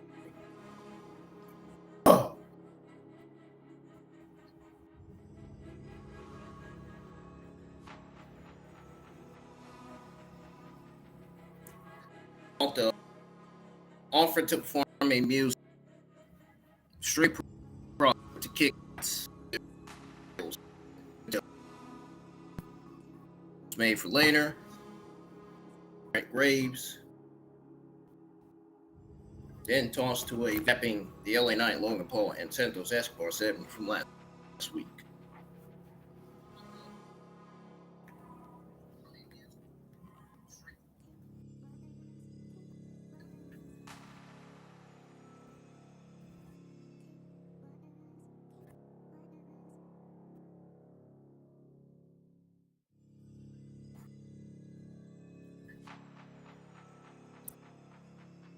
I don't think I'm going to go over it because it's skipping. I don't think I'm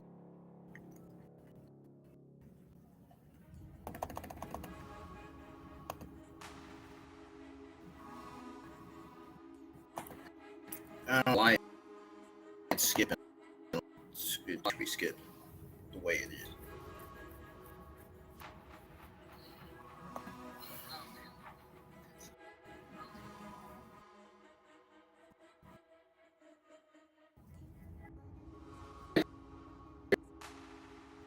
Talked about Money Bank match.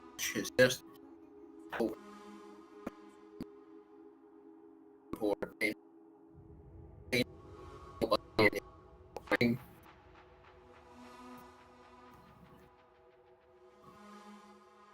early partnership, but Naomi drop kicked them both in the face. She then landed a double A leg kick.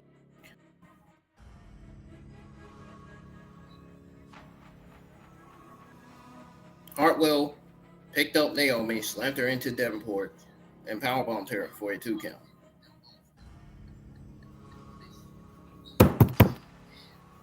Davenport double stomped Naomi as she held onto the ring apron on the outside.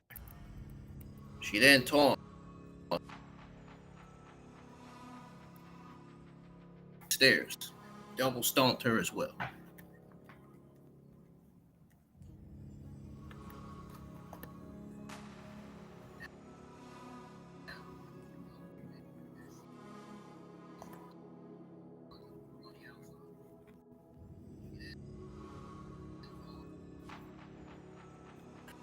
Friday Night SmackDown to be Jade Cargill, Bianca Belair versus Candice LeRae, Indy Hartwell.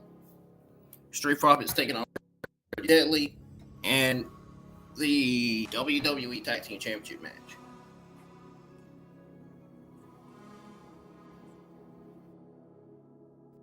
And now with DIY.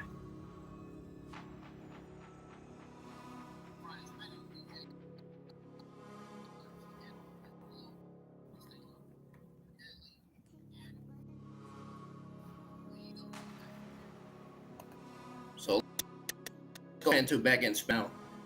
We're gonna go over that triple threat match again because I don't think y'all heard me clearly. Ready to tune back into the show. To think about what you guys have said to me and did. We weren't aiming for you. We were aiming for Wally. He pulled you in the way just like he always does. That's what you think? Yeah, that's what I know. Well, you know what's going to happen in Toronto? Me and Grayson are going to show up. The greatest tag team of all time. My best friend. Dude, stop, okay? Everyone here sees this but you. And I'm not saying this to hurt you, but he doesn't care about you now. He's only using you to keep peace. That's it. Oh, yeah. Hey, you gonna be hot, Cody? What? Hey. Come on, man.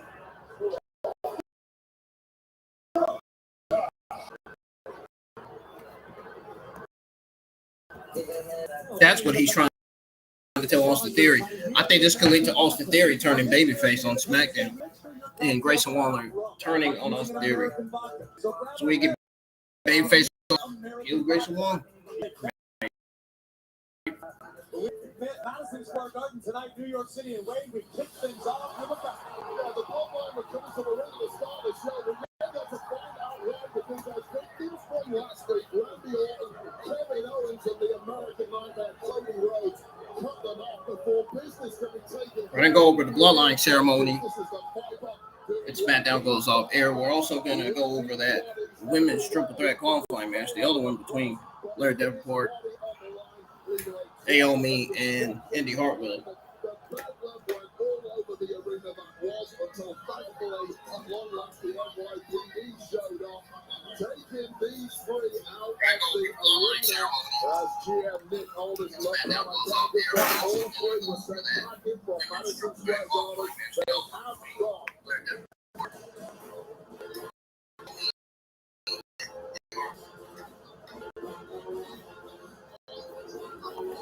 The Bloodline ceremony is the main event of the evening.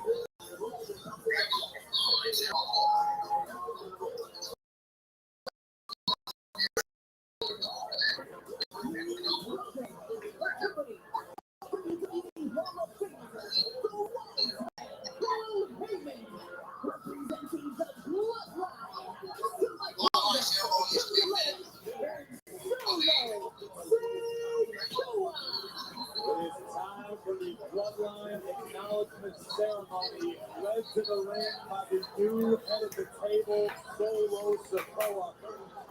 Flanking Solo. On the left of the screen, the right-hand man, Tama Tonga. On the right, the infamous Tonga Loa. And in the rear, the wise man, the WWE Hall of Famer, Paul Heyman and Wade. We've been assured by Solo that Jacob Fatu is not in the building tonight. But that does not make the feeling and the atmosphere any easier going. I don't think there's anything that makes me easy around Solo Sikoa. However, the last thing he did say to Paul Heyman was that he is listening to the wise man, and that feels like the first time in months there has been some complete harmony within the bloodline. Perhaps Paul Heyman finally can breathe a little easier.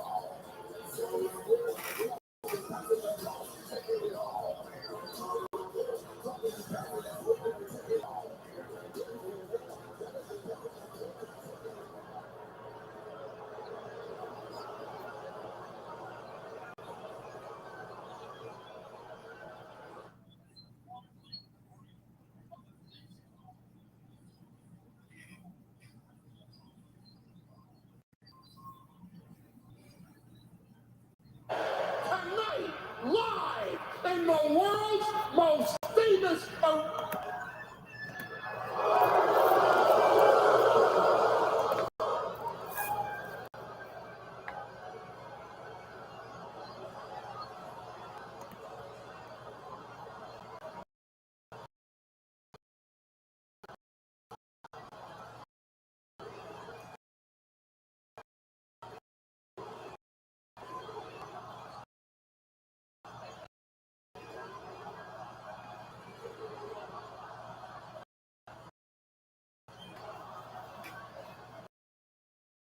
before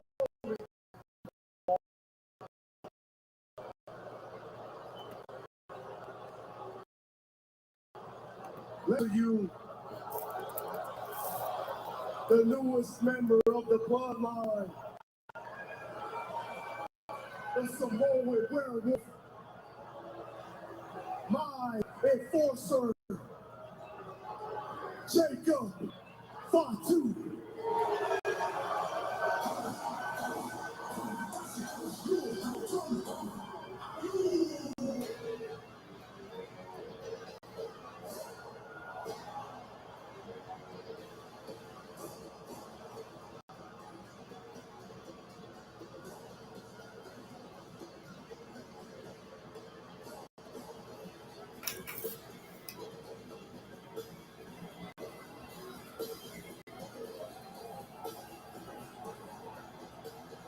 At the beginning of the evening, Solo assured Paul Heyman that Jacob Fatu was not in the garden. That obviously was not the truth. But this man is an absolute menace, Wade. Everything Solo said earlier could be completely disregarded because the most volatile, lawless individual in the history of this industry is here at Madison Square Garden. This is a man who, athletically speaking, has all the gifts of the entire bloodline. But as far as morality goes, this man knows no such thing. The Samoan werewolf has arrived for the Bloodline Acknowledgement Ceremony.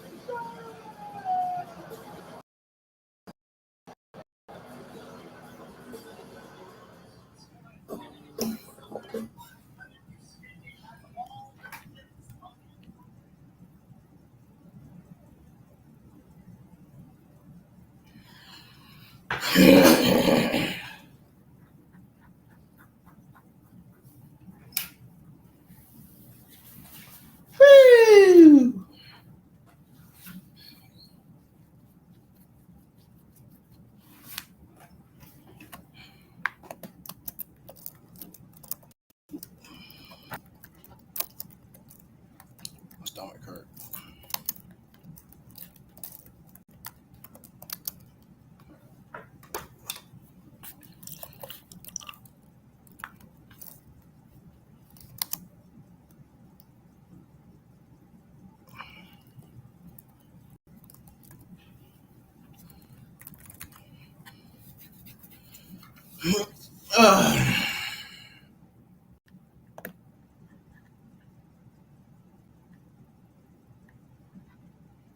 SmackDown is on final commercial break of the evening.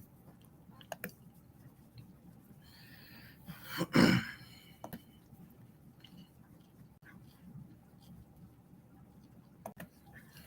go ahead and go over this triple threat women's match real quick.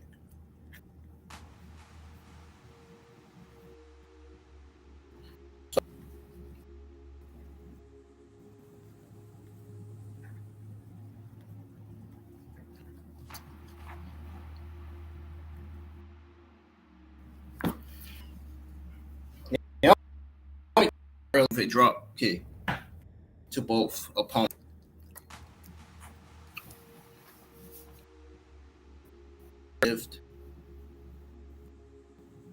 Report showed some serious aggression as she took the upper hand heading into the break. Relevant drop to both opponents.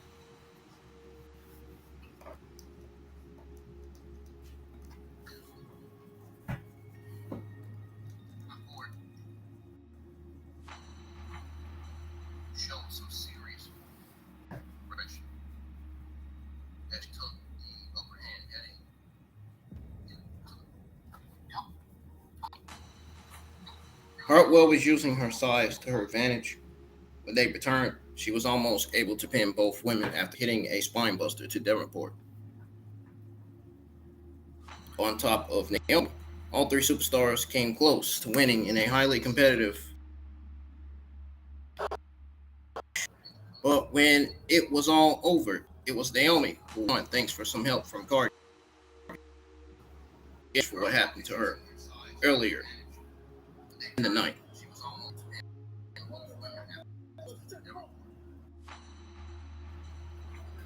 On top of Naomi, all three superstars came close to winning in a highly competitive. We're going to back into SmackDown now. It was all over. It was Naomi. Thanks for some help from Cardi. Guess what happened to her earlier.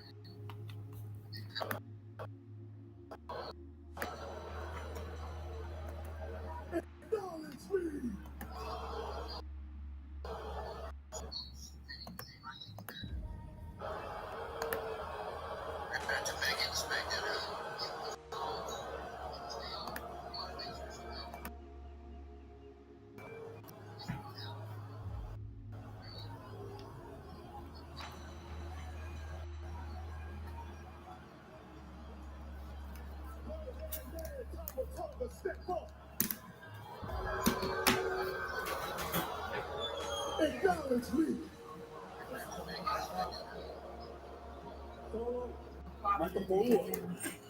Oh, Fatu.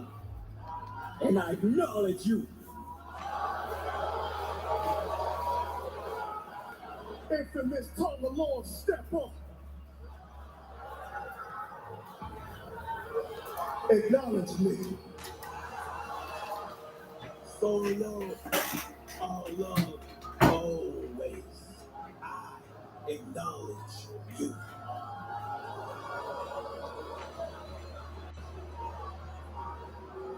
My enforcer, Jacob Fatu, step up.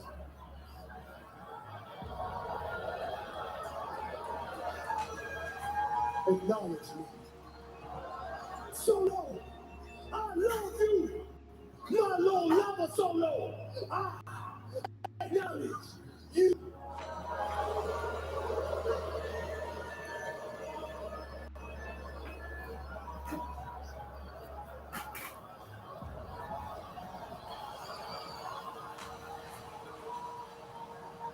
All right, Paul. This is your one chance to live. Paul, acknowledge me.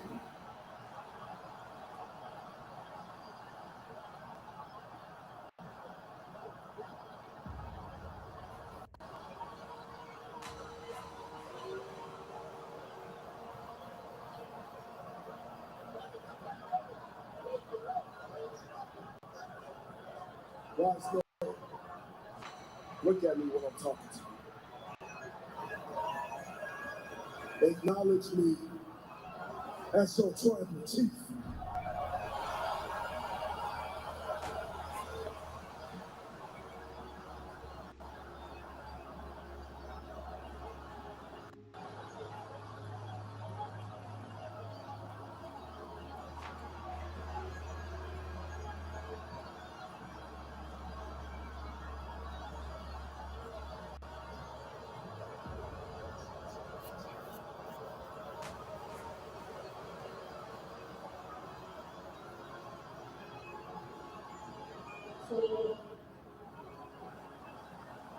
love you. And I acknowledge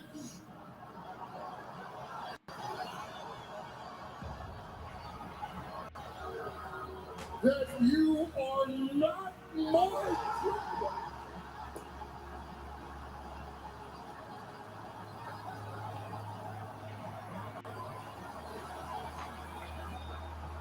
Oh my God!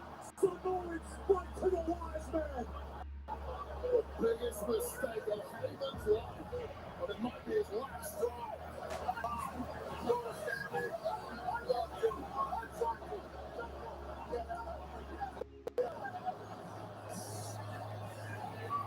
Oh boy, Paul Heyman's about to get it now. What are these maniacs gonna do to the Paul Heyman is about to get it. For the love of God, don't do this to the man!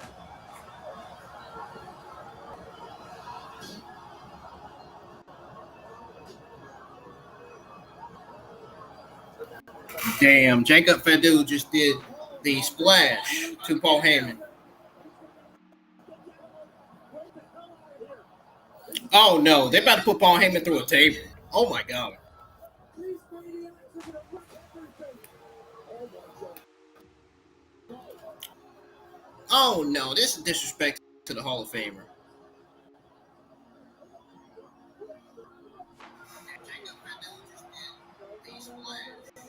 Don't do it. No, no. Oh, damn.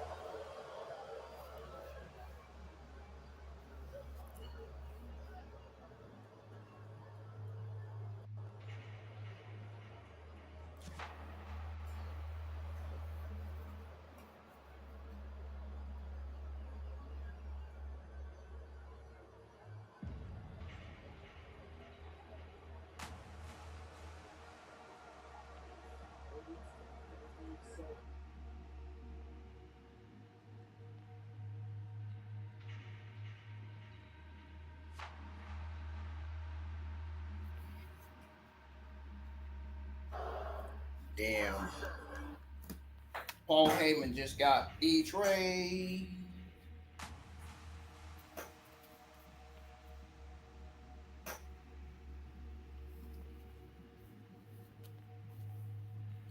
Paul Heyman just got betrayed like hell. Yeah, you know Roman Reigns is coming back with a vengeance, especially what he did to his wise man. Roman Reigns is definitely coming back with vengeance. He's going to have revenge on his mind, just like Rhea Ripley is on Liv Morgan. So she could beat her and win that women's championship back.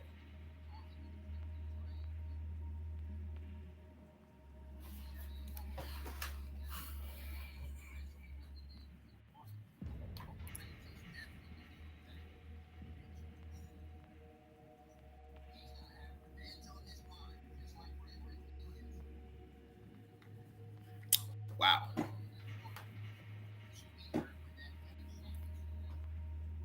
My goodness. That was definitely the ending that pretty much, I'm pretty sure, surprised some of y'all. Didn't really surprise me. I knew Solo Sikoa was turning on Paul Heyman. I mean, doesn't Sikoa's faction.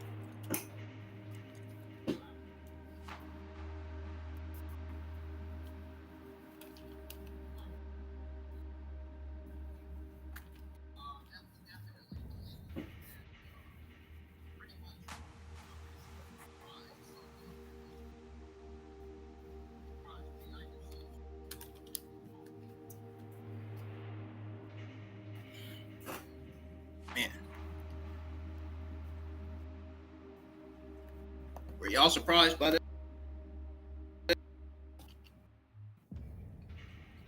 I said, I what?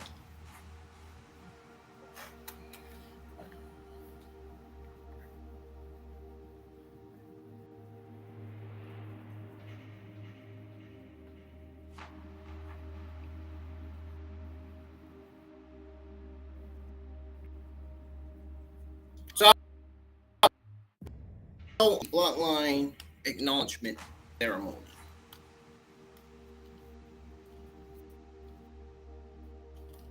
Ready?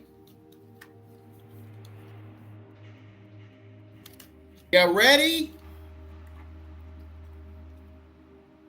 I don't think the audio's ready because it's skipping for 15 minutes.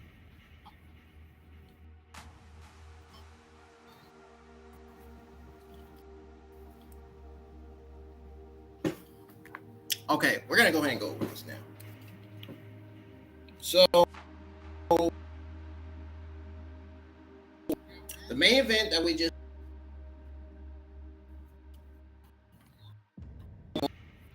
to officially make Paul Heyman the wise man for Solo. Well, Paul Heyman flat out said, Solo, you're the man.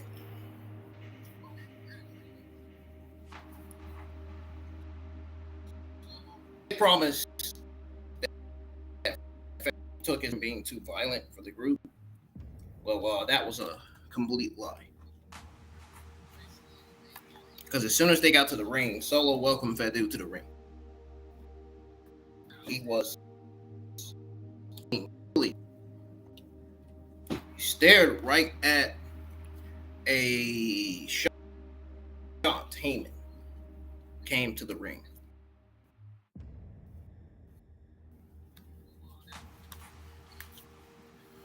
So Fatu, Tama, and Loa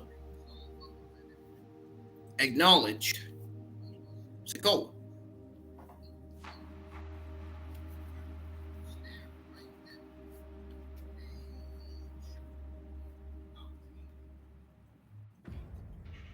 So once he stared right at shocked Heyman as Fatu came to the ring,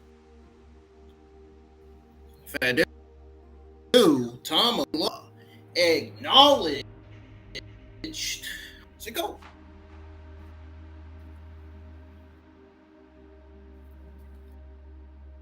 Heyman hesitated. He said he loved Solo.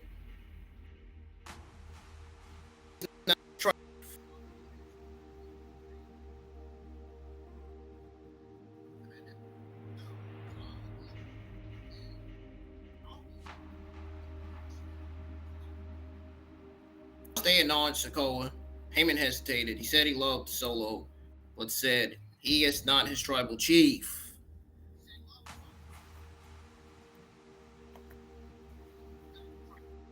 Solo attacked him. A Samoan spike. Ordered Fatu to hit a flying headbutt, which he did. They put Heyman through the announce table with a triple powerbomb.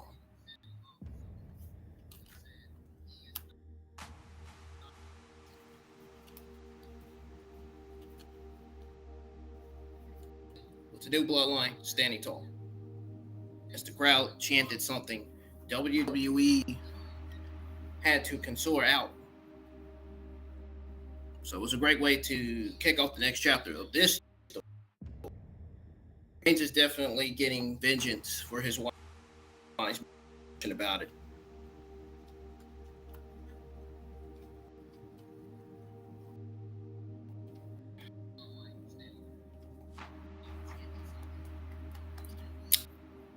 One of these new episodes back, Solo is going to be standing tall with Tonga Loa, Tama Tonga, and Julio.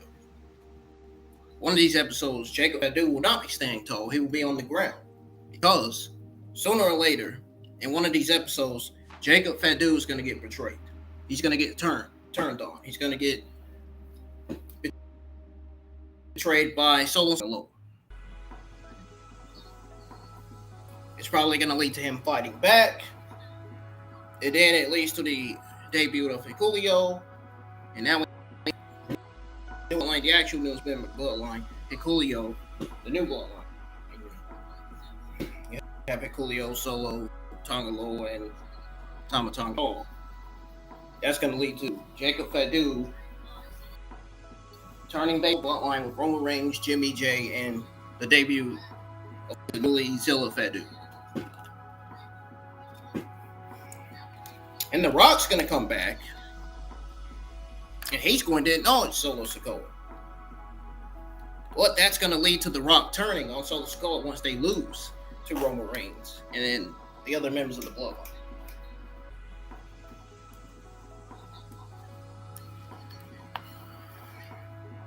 And that is definitely my prediction going to happen at Survivor Series for this Bloodline Civil War. It's not happening at SummerSlam. It's definitely not going to happen at SummerSlam. I think what's going to happen at SummerSlam is Roman Reigns, Jey, and Jimmy Uso versus Solo Sikoa, Tama Tonga, and Tonga.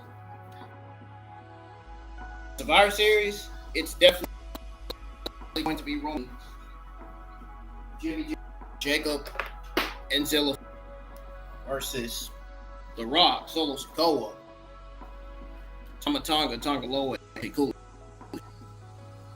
in a 5 Bloodline Civil War. That's what I think is going to happen. And then it'll lead to The Rock turning the Bloodline faction because they lost and they failed The Rock. The Rock's expectations or something like that. Or Solo Sikoa. That, or it may lead to Solo turning on The Rock. It may lead to Solo turn on him. Roman Reigns may try to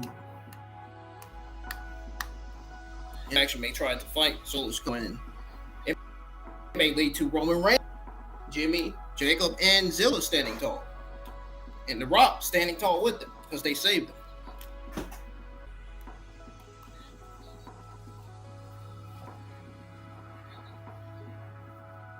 Now, I already gave you guys my prediction for Survivor Series for this Bloodline Civil War. My prediction for SummerSlam is that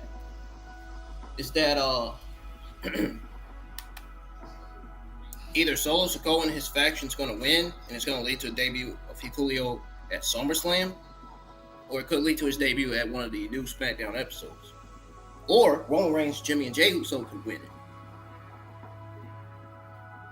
And that could lead to his debut there.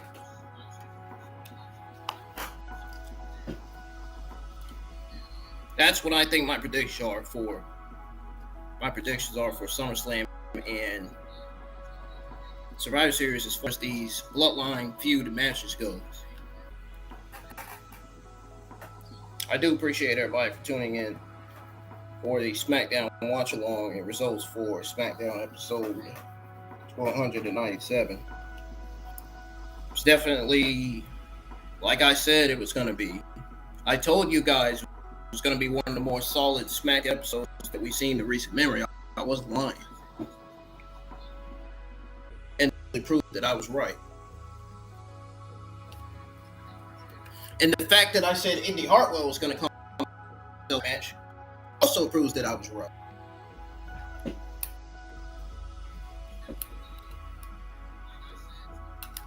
The shows in Madison Square Garden, we as WWE fans know that they always tend to have a lot of great crowds. The show was tough to watch with WWE having to censor so many times. It made the show worse, but it made the show tough. Put it that tough to watch. Well, the way the show went black, it looked like it was going to be 10 to make the show worse, but it didn't. Despite the show going black times, the 3 matches we saw on this week's episode were fun to watch, where they were decent matches. Especially only having 3 on a 2-hour show that seemingly feels kind of inappropriate, wrong, you know. But it was definitely enough time to book these matches or two and still do everything else WWE wanted to do on this week's episode of SmackDown. As a whole, it was a solid episode that was a match or two away from being one of the best SmackDown episodes of 2024. Each segment did steal the show, and it also advanced the story, and it helped continue filling up the Money in the card. So, thank y'all for tuning in for SmackDown episode 197, watching it with me. It's one reason why I always go live for these ones, so everybody can watch it with me, so we can, listen to commentary, what they have to say, and, other things. I will stream more World Tank's Modern Armor content tomorrow night. I'm going to make sure the stream is worth for you guys watching. I'm going to make sure the stream be somewhat entertaining, somewhat not boring, somewhat great. If I don't get put on shit teams. I always get put on shit teams every time I stream this game. I always get put on terrible teams full of players that can't play.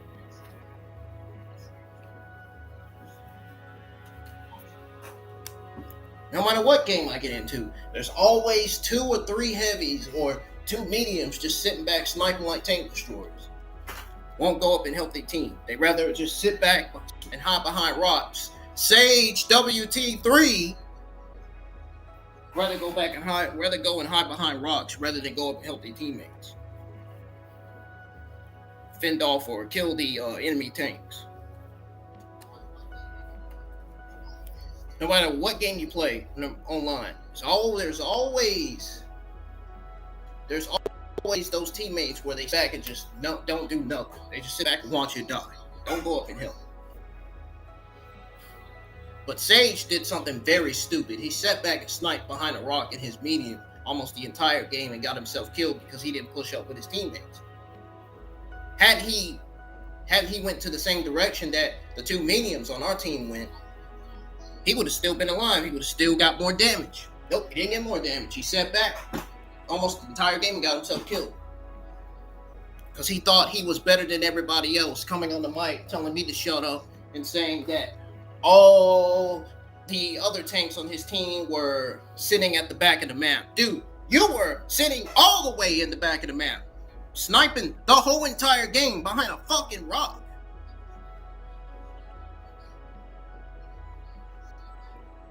He's a wussy clown, man. He legitimately sat back behind the rock and sniped. When I tell you he legitimately sat back behind a rock and sniped in a medium, oh my god. If you ever streamed seeing this player, dude, you would be bored. You would have to sit for hours and hours and hours and have to watch him every single game snipe. It wouldn't surprise me if he does snipe behind rocks in his medium tanks every game. God, I can't stand when players in the mediums and heavy snipe like tank destroyers behind rocks, dude. That's one of the reasons why a lot of players lose games like that. Because other players want to sit back and snipe like TDs. If you're gonna snipe, use a tank destroyer. Duh. Not a medium and a light tank. Use a tank destroyer if you're gonna snipe. If you're not gonna play the game, you just sit back and watch your teammates die. Either go play something else or go to training and tutorials so you'll learn how to play the fucking game better. Because clearly Sage WT3 didn't play the game better. He was fucking terrible. From watching the replay, from watching where he was going, he was terrible. He is an absolute terrible player. And I hope the players that are friends with him on this friend list that I'm friends with unfollow the guy and unfriend him because he's a terrible player. He's not a good player. And from him telling me to shut up on the mic, I can tell that he's one of them shit talkers.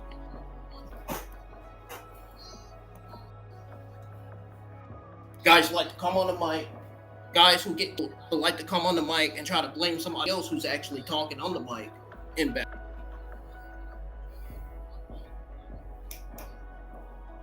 But yet they won't blame themselves. He's got himself to blame. Getting killed, sniping behind a me. Got himself to blame. Nobody but himself.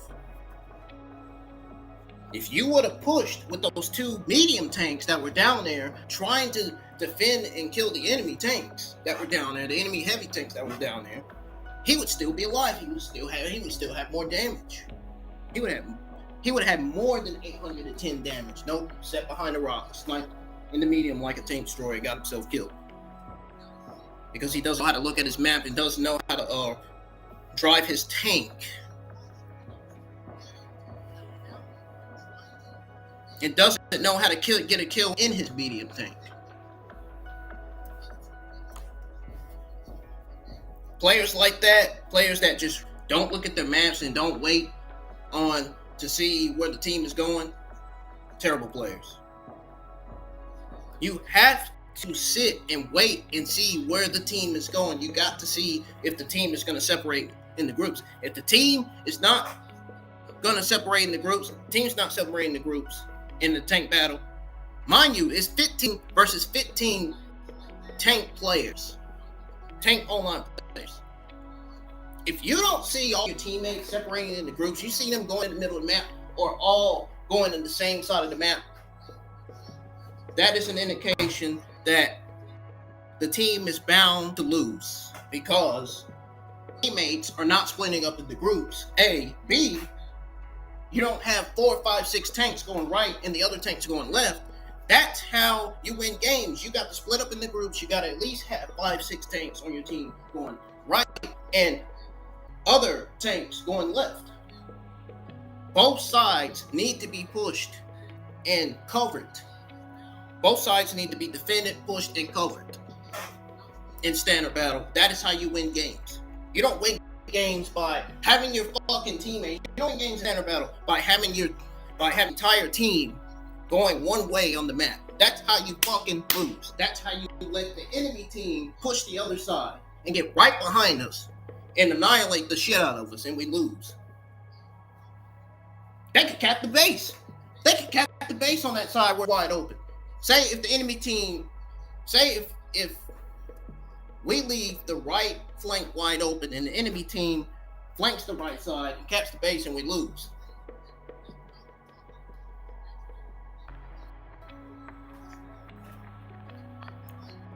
The enemy team flanks the right side, push the right side, gets caps on the base, we lose.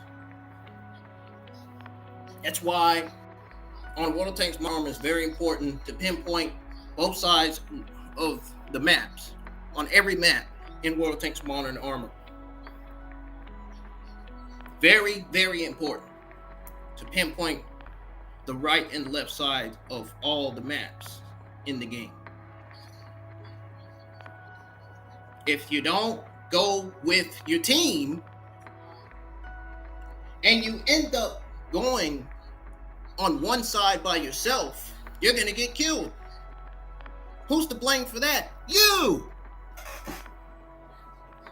That's why I said Sage WT3 should push with those 2 medium tanks on our team that were pushing the right side. He didn't even go with them. Dude went right behind the rock instantly and sniped for a fucking hour, almost the entire game, and got himself killed because he doesn't know the fucking map and he doesn't know how to play the game. He knows how to run his tanks. If that's the case, he needs to go back to training and tutorial and learn how to play the game the right way, not the wrong way.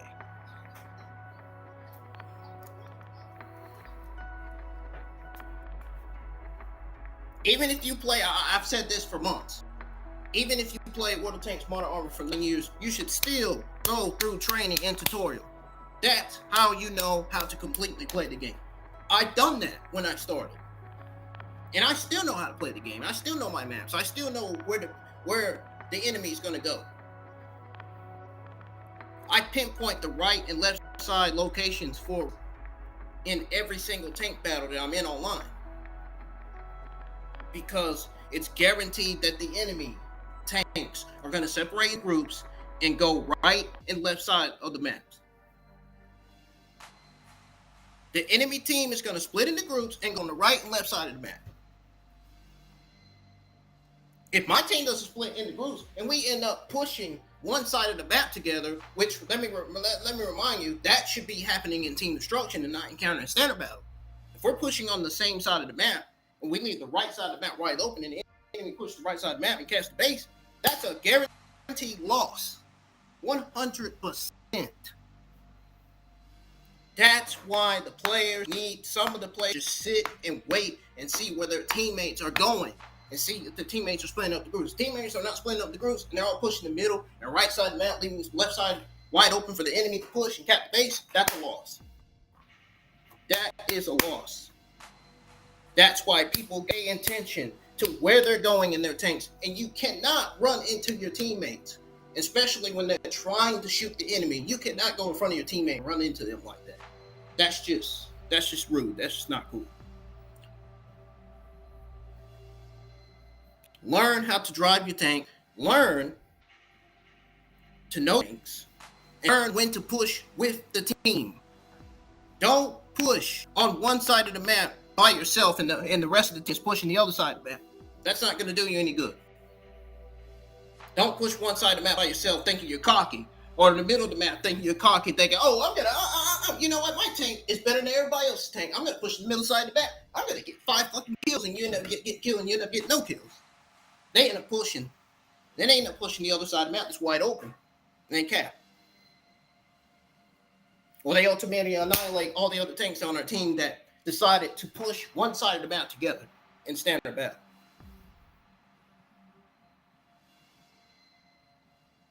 See, the reason why I'm saying all this is because I know my tanks. I know what position they should be in. I know how to play my tanks. I know where to go on the maps. That's why it's called splitting up into groups.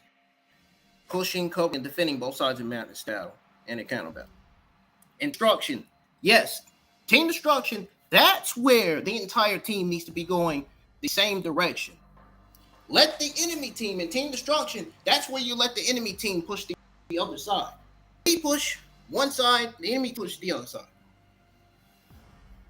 Not, we're going to split up, not in team destruction to where, we're going to split up into groups. We're going to do what we did in standard battle. No, there's a difference between standard battle and team destruction. Standard battle and counter battle is almost the same. That's all I'm going to say. I'm out of here, folks. Y'all have a great rest of y'all's weekend, man. And it's probably going to be a busy day at work today. I don't know. Or tomorrow. I don't know. I'd see when I go to work. But I will be live World Tanks Modern Armor tomorrow night. More of that content being streamed. I can't wait. So I can show you guys exactly what I was talking about. Just show you guys exactly what I'm talking about and what I said here on the stream tonight. So, like I said, thank y'all for tuning in. Keep on supporting the channel. I appreciate all the new subs I'm getting. Keep it up. We are getting close to 700. And I hope we get to 800 or 900 before the end of this year gets here. Because I want to get to 1,000 subscribers by the end of this year so my channel can get submitted to a partnership program. So I can start monetization. I'm out of here. See y'all tomorrow for some more World Tanks Modern content. And like I said, have a rest of your safe weekend and stay out of trouble. I'm saying that to people that I'm friends with. Stay out of trouble because some of my friends tend to get in trouble and get locked up. So stay out of trouble and yeah. Adios. I'm out of here.